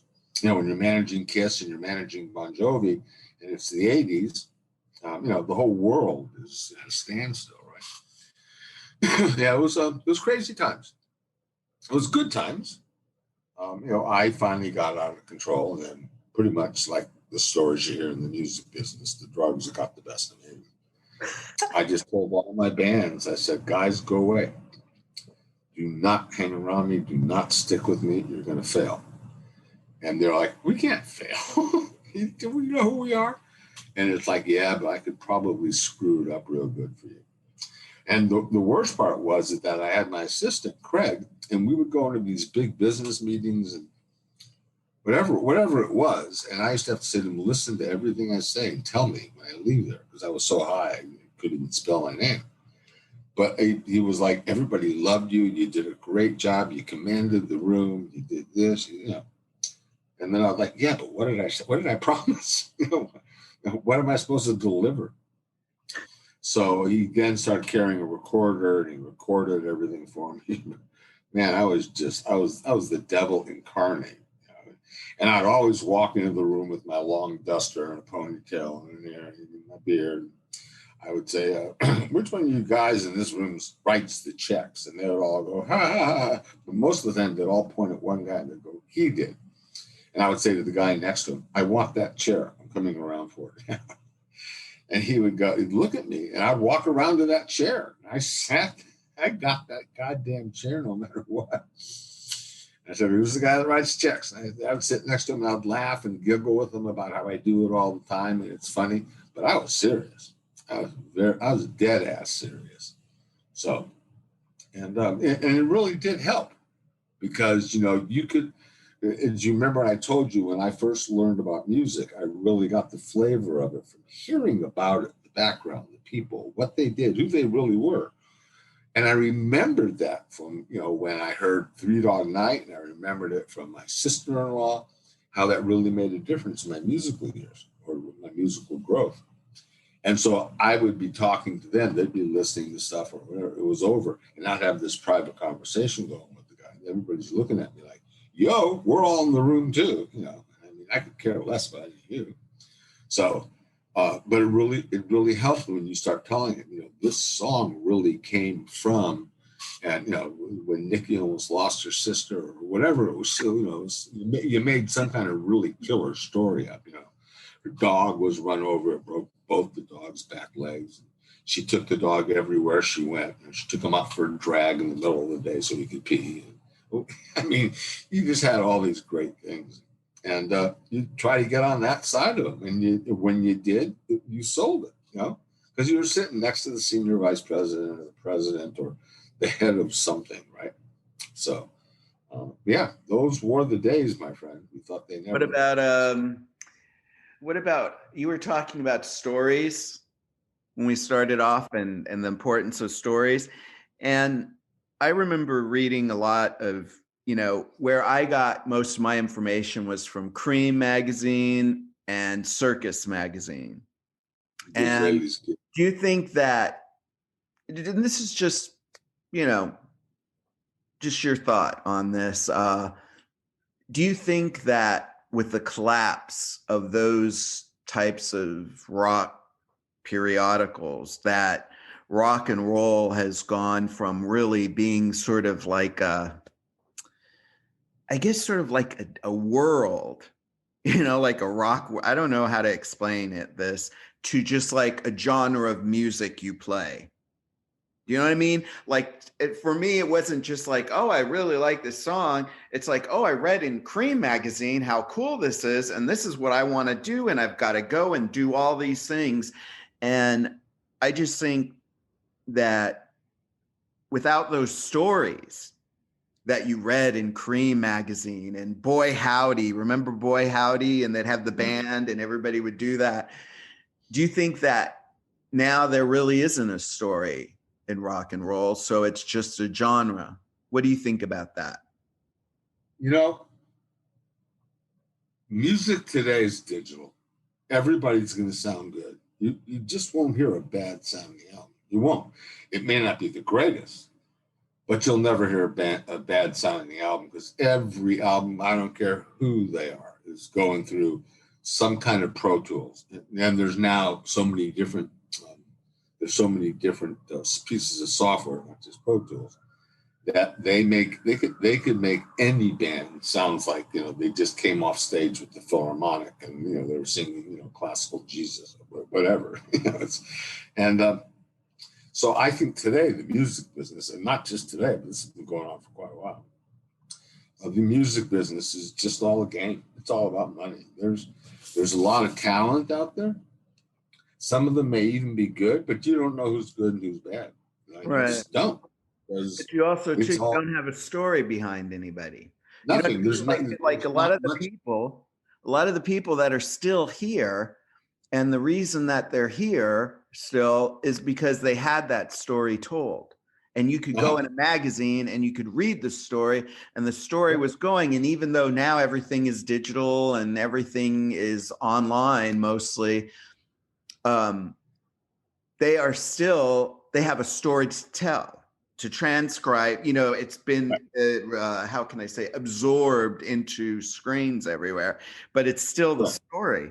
And I think that at least that's just sort of my, I guess you could say, how can I say it?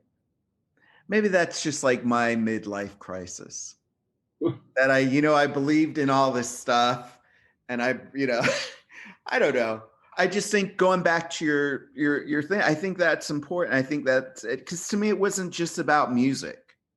It was about everything. It was about everything. And I don't think, and I'm sure you know, with bands, was it just about, oh, I want to be the best guitar player in the world? For some people was that, but I think a lot of people it was like, oh, I just love the hours and I want to hang out and be cool. And as long as I can, get by doing what I'm doing, I would rather be, I'd rather be popular and hang out and tour the world and do all that stuff.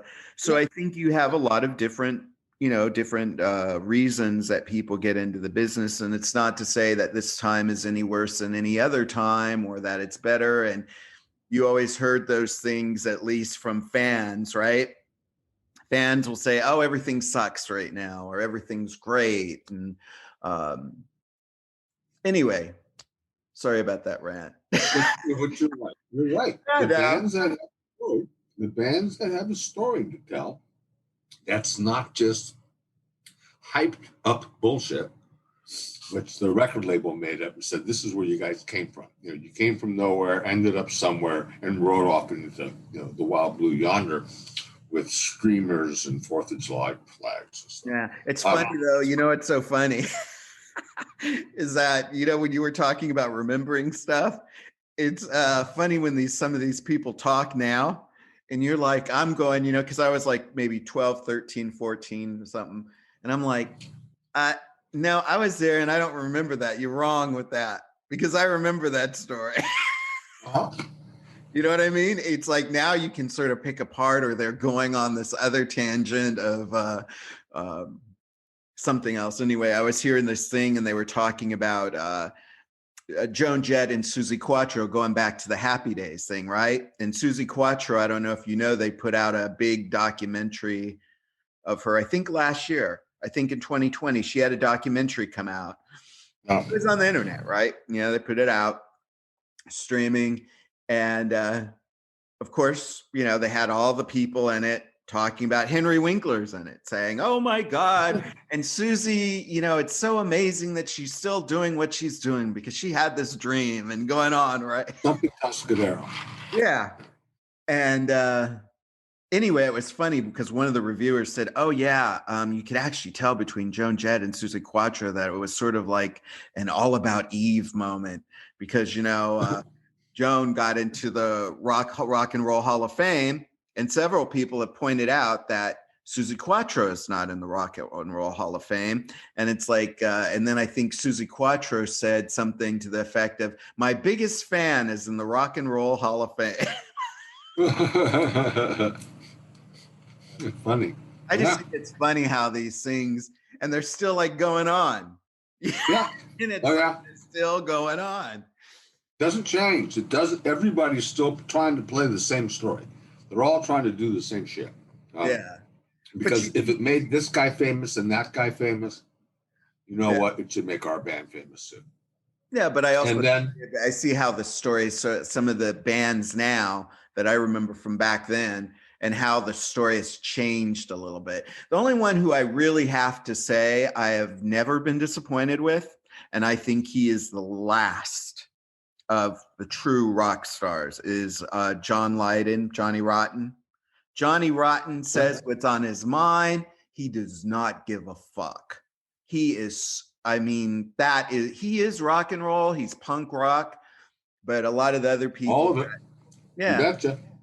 You know? You betcha. And the funniest part about all of it, Eddie, is that there was like 350 rock stations, and there was, 200 or 150 blues stations across the country. And there was always, 16 or 1,800 country music radio stations. Country music blew everything out of the water every year by all the numbers. We lived in California. We listened to, Right. I remember I heard a song in my car. I was driving my 1969 Chrysler Newport with the top down. And I heard a song called Bubble Up or something like that. And I had to wait for it to come back on again to hear it, because I couldn't believe somebody wrote a song about Bubble Up, the drink that was available. And I listened to the song, and I was like, if anybody ever asks me why I dislike country music, I'm just going to say Bubble Up. That's it. And then as the years went on, I started listening to country. But, some of the stars, Trisha Yearwood and all these other folks that are kind of coming out of the scene today, they just got some kick-ass voices and some crazy-ass tunes. I think, too, it became like supermodel country. You know what I mean? Yeah. It's like the country stars. Like, if you look at June Carter Cash and Johnny Cash and hear their songs, and I was really fortunate enough to get to see them at the Troubadour. But if you look at them and the way they are, and then you look at like Trisha Yearwood, or even they had like Garth Brooks. Remember, he became like he's made the superstar of the superstars. Yeah. Superstar. Yep. But I mean, the other people involved sort of became like, what's his name? Clint Black or something like that. Clint Black made a bit. Yeah. It became like really good looking with a cowboy hat on. Oh, yeah. And the tight jeans, that just, the crack went up the butt. But I call studded cowboy boots. Yeah, supermodel. Great big belt buckle. That said something on it, like, I love either I love Jesus, or, I ride the horses I ride, or whatever. It was just, yeah. Yeah, and of course. It's all very strange. Yeah. But I did later get to like country music. It had actually had some pretty good tunes that came out of it as the generation got younger, not older.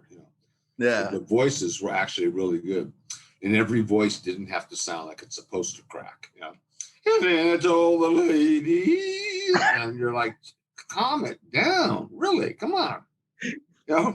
If that's your real voice, go back to singing in the shower and call me. Yeah, but I think, I don't know.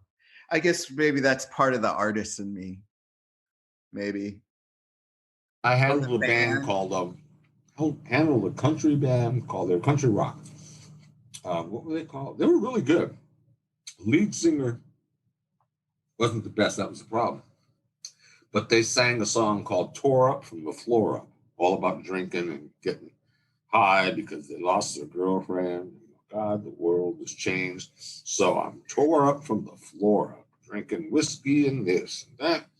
Praise the Lord. It was a really good song, and it was a great catch. "Tore Up from the Floor Up."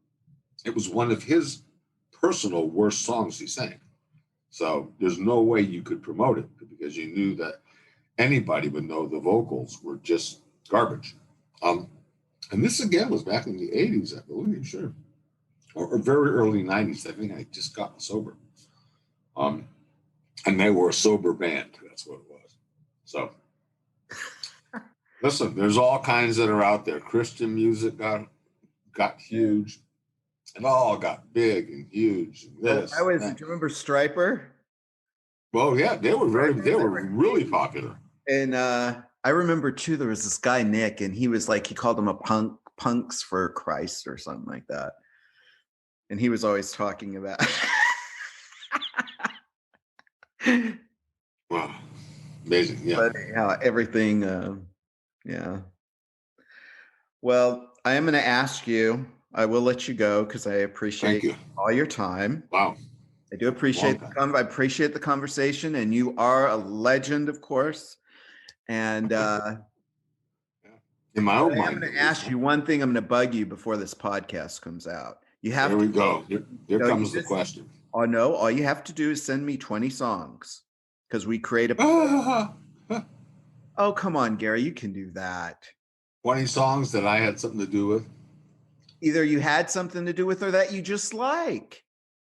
Oh, songs that I like. Okay. Yeah, they don't have to be songs that you had something to do with. Didn't Bing Crosby die? I think so. No, just. Well, he's still on Spotify. Actually, he has a damn good voice, to be honest with you. Yeah, no, he does. I'll tell you one last story, and then you can let me go. So I was in Las Vegas to do something, and a friend of mine was head of the retired Teamsters. And by the way, the retired Teamsters are the same as the regular Teamsters. They're very powerful, very powerful. So he said to me, Sinatra's doing his last show on Sunday, and then he's calling it retirement. But he said, I've got some seats for you if you want for the Saturday night show. It's supposed to be a big hit. And I said, I like Sinatra. I mean, I kind of stopped following him after his voice cracked and all that. So I said, okay, I'll go. And he said, okay, I left your name at the door. So I'd show up, Gary Monroe. The guy goes, Mr. Monroe, please follow me. And coming off the stage, are they're called the 22s or something. They seat 22 people, the long tables or multiple tables. So here's Sinatra, here's the stage, and here's me. So I'm sitting, and Sinatra's son was the conductor for the band. And we're waiting for the show to start, and then the curtains open. The band starts playing some Sinatra older tunes and so on. And then all of a sudden the voice comes out and goes, ladies and gentlemen, and he said, legend of all legends, of all the da-da-da-da. In the back of this 40 or 45 foot long stage, Sinatra comes up on the red curtain, done in incredible lighting. They go, the one, the only, the incomparable Frank Sinatra. Well, the crowd went crazy. I think those rooms held like 800 people. Crowd was going crazy. Comes out, they pull out a stool for him. I'm sitting here. The microphone comes up out of the stage. I'm looking, going, uh-oh. So I'm like 2 feet from the microphone. And I've got this kid that worked for me. He's sitting right across from me on the other side, right? So Sinatra comes out, pulls up his bar stool, and sings a song, right? And there's Sinatra. I'm just looking at Sinatra. Now, mind you, I've been up close to a lot of moments, but that was like such an incredible moment. And then they brought him out his drink. And from the point that he had the drink in his hand till the end of the show could have been called Frank Sinatra and Gary Monroe. Because every time he would drink and sing, he would spit all over me, right? Oh, no. And he would, just the fluid was coming out, I don't know if it was false teeth or whatever. And he's telling me that he serves towels with his showers and all the old jokes and so on. But he and I were just kind of we weren't going back and forth all the time by any means. But he would sing a song and then he would say, I think I saw a good one hit you in the eye, didn't it? And he was talking to me, right? Now I'm still sitting there trying to dry my eye out. And so I thought about throwing a drink on him. I thought, that would be funny, but then I probably would have been killed. So, but the whole show was incredible. It was incredible because of the moment, the timing, him singing, even though his voice wasn't all there. The audience, the ambiance, everything about it just said, this is not a superstar. This is what superstars wish to be, right?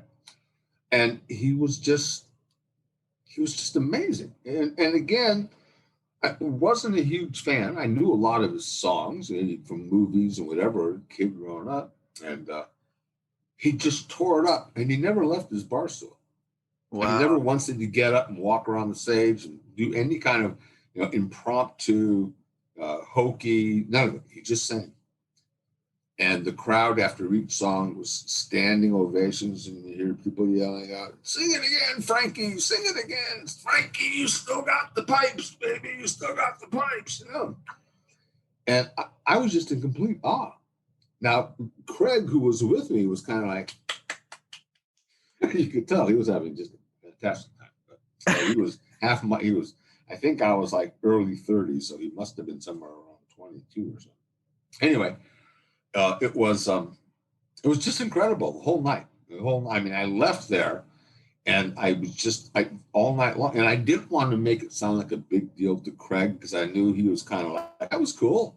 And I go, yeah, that was really cool. And I wanted to say, cool. Did you just call that cool? You know what that was? That was the superstar's superstar, right? Yeah, that wasn't cool. Like, I mean, this was incredible. Yeah, the second to the last night. Every single person. I mean, if you talk to people who have seen Sinatra from even throughout his life, they talk about it with great reverence.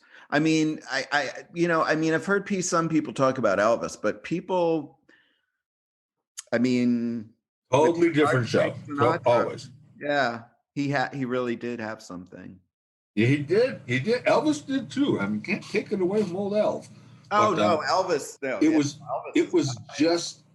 was a moment in time I will never ever forget, and it gives me goosebumps right now talking about it. But it was so funny and so much fun, and the crowd was so energized. I mean, I've seen energized crowds before. Let me tell you, when you walk out on stage and there's 45,000 people, sitting out there screaming, right, and throwing panties and whatever they could throw, and you're like, wow, this crowd's crazy. This crowd was all people that were probably 50 plus, and they were just. My mom used to tell me she used to have to skip school and never tell her mother when Frank Sinatra was playing in town so they could go listen to him. Oh, He was so dreamy. But yeah, I think that out of all the shows, that's probably in my top three. Probably my top, maybe even my top two, to be actual. So amazing. Yeah, he was, and still is, even though he's gone. Amazing. When you really look back at his career and how many units he sold, and how many movies he did, and how many different kinds of roles he played in these movies, from the goofy guy to the really tough guy to the kind of cool and sexy and handsome guy, there wasn't a spot he couldn't fill and be that person. And it was the same way on the stage that night. No matter what he did, when he drank his drink, and he would just kind of go, waiter, bring me 5 more. And the crowd would crack up and he'd say, start with one. And it was just, he knew what to say, when to say it, when it was supposed to be heard, all of it. And that was one of the most incredible performances I've ever seen. Frank Sinatra, who knew? Right? And again, I wasn't a big fan or anything. When he said to me, you want to see Sinatra? And he said, it's tomorrow night's his last show. So this is going to be the second to the last show, and it's Saturday night. It's big. I said, sure. Why did Craig? And I went, eh. And he was kind of like, eh. And I said, you know what? Let's do it. And the way the whole night was set up, we were at, not the MGM, I think we were at the MGM Grand. They had the red carpet laid out all the way.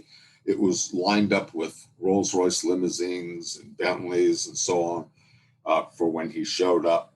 And the show got no less interesting than that. I mean, it was just, they had cars inside, they moved slot machines and put these supercars, from so many eras inside too, leading almost up to the room, to their main ballroom. So yeah, that was a show of shows. So I remember that one very well. Frank Sinatra.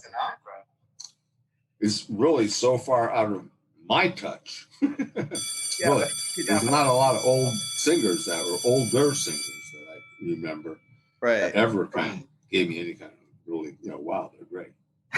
So But I'll leave you with that story, because from my first rock and roll moment to my last, I don't even know what you call it anymore.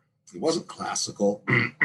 It wasn't contemporary. It wasn't historical. It was just fantastic. It was exciting. It was invigorating. You didn't believe how many of the songs you knew that he sang, and that he sang them, If Sinatra, New York, New York, right? I mean, that's what Right. thinks Sinatra. These tunes that went back so far and so deep, and it's like, he did sing that, didn't he? He did sing that. And I'm only saying it because when I was a kid growing up and I was watching TV, mom and dad were, they had control of the TV. So we would watch old Sinatra movies, and Dean Martin and Sammy Davis, the whole crew. But man, I got to tell you, it was, it really was. It was such a moment in time, so unexpected, so classic, and so good. I mean, the audience, you could hear people crying and applauding and screaming, and every emotion was going on everywhere, all around you. So yeah, I mean, that in kind of, and it wasn't my final years in the music business yet, but it was getting close to it. I remember I heard that, and it was just like, where was I when this era hit? Where was I?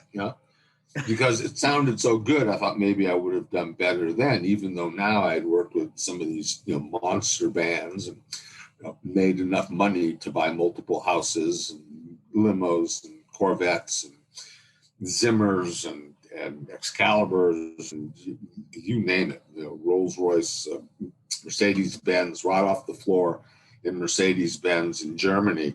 It was what's the guy's name? Helmut. He was the prime minister.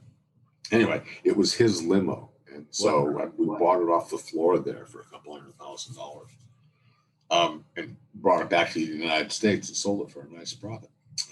But anyway, but you saw Frank Sinatra. What? I said, but you got to see Frank Sinatra. That's right. You're absolutely correct. You're absolutely correct. And it's a story that I reserve, not because I'm ashamed of it, because when I tell it, the person on the other end really needs to understand what I'm saying. It was nothing about the era of the music. It was nothing about the age of the singer. It was nothing about how many thousands of times that song was played almost every day. You couldn't get away from New York, New York. It always showed up somewhere, even on hardcore stuff. The band would do a version of New York, New York. You're watching all these crazy, just anyway. Yeah, it was a moment that marked my brain and said, "Okay, you own this moment in history. Nobody else does. You own it." It was pretty cool. That is so. Yeah, that's as I think as a closing reference to what my taste was like. That's what my taste was like at that moment, at that minute, at that second. There was nothing better. There was nothing better, and there was such great bands that were out there playing, and I would have traded anyone to be exactly where I was sitting that night, watching Frank. It's a great story. Even I was calling him Frank, and then got invited backstage, and then somebody told him who I was, and he said, "I didn't even know you were in the business," and gave me kind of that one-arm hug, and it was, wow, it really was pretty crazy. It was like you see in the old movies that outside his dressing room, there's just this huge crowd of people, and they're all wearing diamonds and pearls and long whatever. Yeah. And I was inside with probably 20 other people, maybe. He was just sitting there. He was kind of talking to everybody. So, but yeah, it was a true moment. So anyway. Well, I mean, if you look at just on my last thing, I want to get in about your story. If you look at that, the great book that was done by Nick Cohen and Guy Pilliard, the artist who ended up doing all the artwork for the Bowie Diamond Dogs and all that stuff. He starts off Rock Dreams, his classic book, with the illustration of Frank Sinatra. Yeah. I mean, Elvis is rock and roll, but in terms of his influence on the culture, even rock and roll. I mean, hey, the Sex Pistols did "I Did It My Way," right? Remember Sid Vicious? Yep. So Yep. that's a great story. So that was kind of the phrase. I did it my way. Yeah, that really was. You're gonna have to do the playlist, Gary. I'll get that. You have until next Friday to do it. So you have to. Till next Friday. Okay. I'm kind of busy, as you know. I'll do my best. I know you will. Thank you for allowing me to be on the College of Rock and Roll Knowledge. Oh, you're welcome. There's a lot of knowledge here. Yeah, I know. Well, here at the College of Rock and Roll Knowledge, memories are shaky things, and knowledge is, Listen, nobody would have ever had a chance to hear, and I really did tell that many stories about Happy Days. Some of the stories are pretty incredible. And stories about the bands who they had their boyfriend on one side of the stage and their wife on the other side. And the wife didn't know the boyfriend was there. And the boyfriend didn't know the wife was there. And one of them would say to me, hey, go show them around the studios. Do something. Help me out here. Well, I got to get rid of my wife. Or, you need to get rid of this guy right now because my wife's here and the kids. I mean, it was just unbelievable. And see, I got it. When you're writing songs, right? When you're creating, you need everything you can to experience all this to write about it. How can you write about true love or whatever it is? I don't know if you haven't experienced it. And these guys are like, I needed more than just a wife. So they got it with a guy. One guy, they never went back again. But there was this, what is this like? What are these feelings all about? Is it just because it's a woman? Or it's because it's somebody I love? And you'd hear them tell some of these stories that they would share with me, not out loud. And, because we talked a lot of times in depth with a whole bunch of these people. You should put all this stuff in a book. Including my buddy, Stevie Tyler. Put it in a book. But, no, I can't. I can't. They were very, I could out a whole lot of people.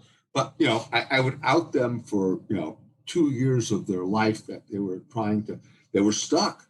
I know. Well, I mean, stories are also about perspective, and it just depends upon how you lay it out, Correct. So put in your back. Merci beaucoup. You have a great day. It's been fun. You do the same, Gary. I will. Signing off, pal. Oh, wait 1 sec before we sign off.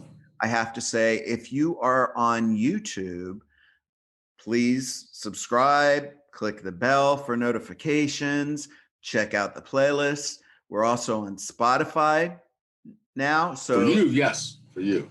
Yeah, for College of Rock and Roll Knowledge. If you go under podcasts, you can find all the podcasts there. And then if you go under my artist profile on Spotify, you can find every playlist that's been put together that accompanies every conversation. So now that I've said my piece, we're out. Thank you, Gary Monroe. You rock. Thank you, Eddie. Rock on. There's a lot of other stuff I want to say. I'm yours. Dirty secret tonight. Dream on love and take a look inside. Eddie Starr's College of Rock and Roll Knowledge is a production of Ton Up Incorporated. Copyright 2020 Ton Up Incorporated.